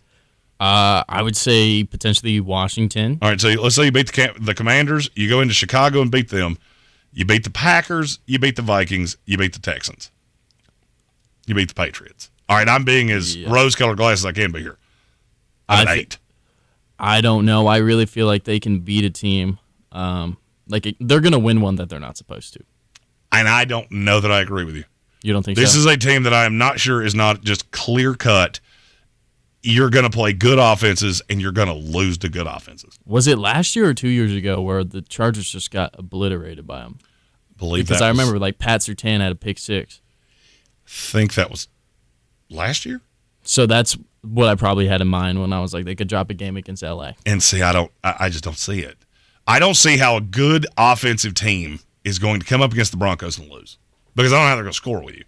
The defense is good, and yes, I do like that they added Frank Clark. They got Randy Gregory. So, in theory, you can get after a quarterback. And you can shut down one side of the field with Patrick Surtain. He can only defend one guy at a time. Yeah. So you have them under 8.5. Is there a specific standing that you think they'll be at? I would say I will stick with they lose both to Kansas City. They lose both to the Chargers. I'll give you a split with the Raiders. You catch the games that you're supposed to. You beat the Texans. A handful of those others, I'll say they're 6-11. I don't really think it's even all that close. Yeah, I had them actually going 8-9, so I would have the under there. But again, I could see anywhere between 6 and 8 wins on the Denver Broncos. So we're going to move on to the reigning Super Bowl champions, the Kansas City Chiefs. They're sitting at 11.5. I feel like doubting them is a fool's errand. Yes. But I have said I don't think anybody in the AFC is winning more than 11 games. Also, and I know that's a spicy take. It's just I don't see how you get through these schedules where you play 4 legit playoff contenders in a row without dropping one here and there. Well, with Kelsey and Pacheco, is there anyone else you like on that team, on that offense? No, and I don't care. They showed last year. Just give me a bunch of fast dudes, and we'll figure it out. Andy Reid is the mastermind of offense in the NFL. He'll just figure it out. Yep. I want to say under. I can't advise it. I think wagering that is a fool's errand. So I'll say over, in spite of the fact that I've said I don't think a team in the AFC wins more than 11 games. I think it's something where it's like, just prove me wrong. If I'm going to take the risk on a team, it'll be Kansas City. Yeah. Yeah, I mean, 11.5, I could definitely see this team winning 14 games. I could see this winning 11 games, but I don't see them winning less than 11 games. No, I would say 11 is your cap. That's probably as low as they could go, and they'll find a way to prove me wrong and end up going 13-4. Alrighty, so let's move on to the second to last team in this AFC over/under. Let's go with the Los Angeles Chargers at 9.5.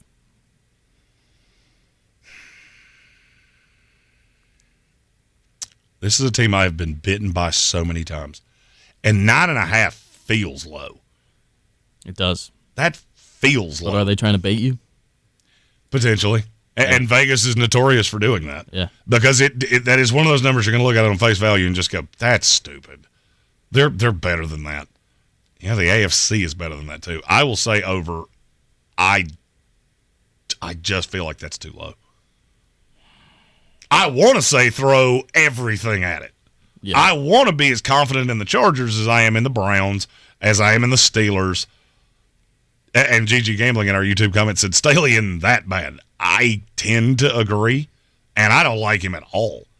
I'm not sure he makes it to week 6. And even with that, I don't know that I couldn't coach them to 10 wins. I just think you look at the schedule, you start off your first 4 games, they could very well start off 4-0. You got Miami, Tennessee, Minnesota, Las Vegas. You can start off 4-0. We'll be favored by more than a touchdown in 3 of those 4 games. But then you go to weeks 6 through 9. You got to play Dallas. You got to play Kansas City. You got to play Chicago, who's not. It's not an easy game this year. And then you got to go play the Jets. You get Justin Fields. I get Justin Herbert. I'm going to take me 100 times out of 100. We'll see. We'll see. Chicago's going to just obliterate bad defenses. I don't think the Chargers are a bad defense. Mm-hmm. I think they were poorly coached last year. Couldn't stop the run to save their lives. And you can't be that bad again, surely. No. Goodness, you can't be that Especially bad again. With the pieces they added. I honestly, I'm not the biggest fan of Los Angeles this year. I think I see them at 9 wins and sneaking into the playoffs. I'm going to have to go under 9.5. I'm sorry. But that leads us to the last team, a team that lost a few pieces, a team that's notorious for drafting people who do crimes, Las Vegas Raiders. Their win total is going to irk me. It is 6.5. It's even lower than I thought it was.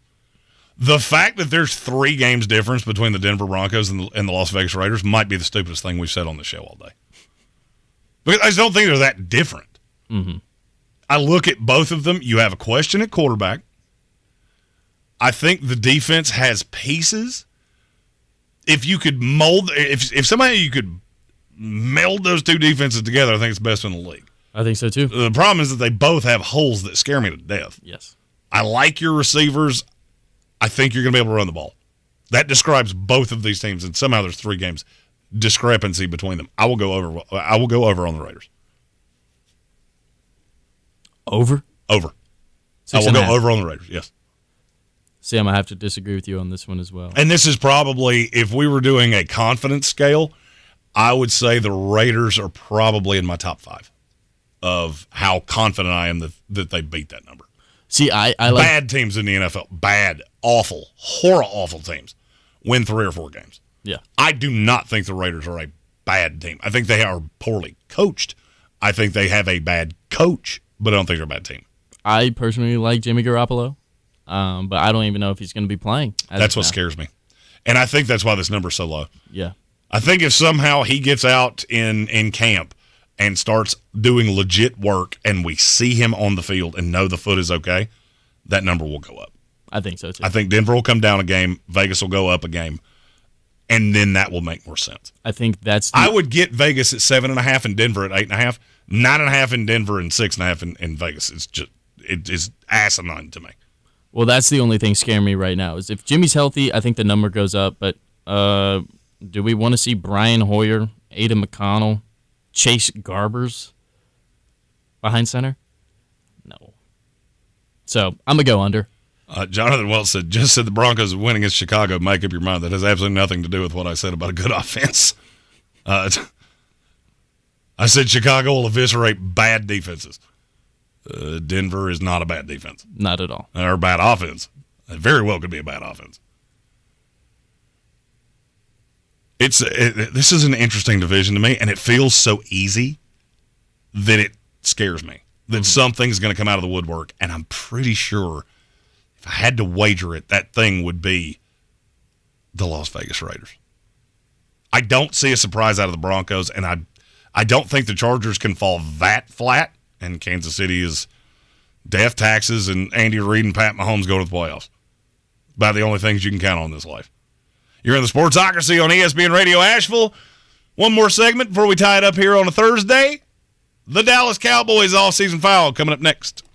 This is your time saver traffic on the new ESPN Asheville. Traffic is time and go. 26 westbound between Hendersonville Road and the Blue Ridge Parkway.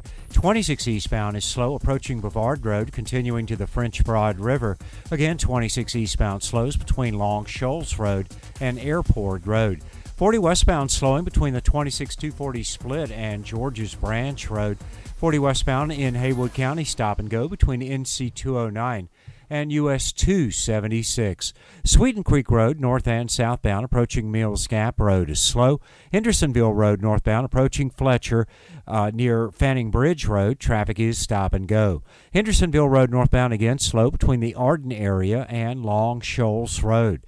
Near Avery Creek, Brevard Road, north and southbound, near Long Shoals Road is slow. I'm Lee Minfield with your Time Saver Traffic. This report is sponsored by Blue Ridge Health. At Blue Ridge Health, everyone deserves access to top-notch, compassionate health care, no matter their insurance or income status. Keep your family healthy with updated immunizations for COVID-19, flu, chickenpox, and shingles. Health care for all people, including you. Learn more at brchs.com. The Dell Technologies Black Friday and July event starts now with limited quantity deals on top business PCs with Windows 11 Pro. Save on select Vostro laptops with built-in security features and select Latitude laptops with enhanced privacy, collaboration, and connectivity. Plus, get special financing with Dell Business Credit. Dell Technologies recommends Windows 11 Pro for business. Call a Dell Technologies advisor at 877-ASK-DELL. Offered to business customers by WebBank, who determines qualifications for and terms of credit. Our communities are filled with wonderful people who make living here great. At Home Trust Bank, we're proud of that. And that's why we focus on helping homeowners prepare for what's next. Our local mortgage bankers have the experience you need and exceptional personal service you'll appreciate. Home Trust Bank is ready to help make a house your home when it's time to buy. Visit your local Home Trust branch or go to htb.com/mortgage.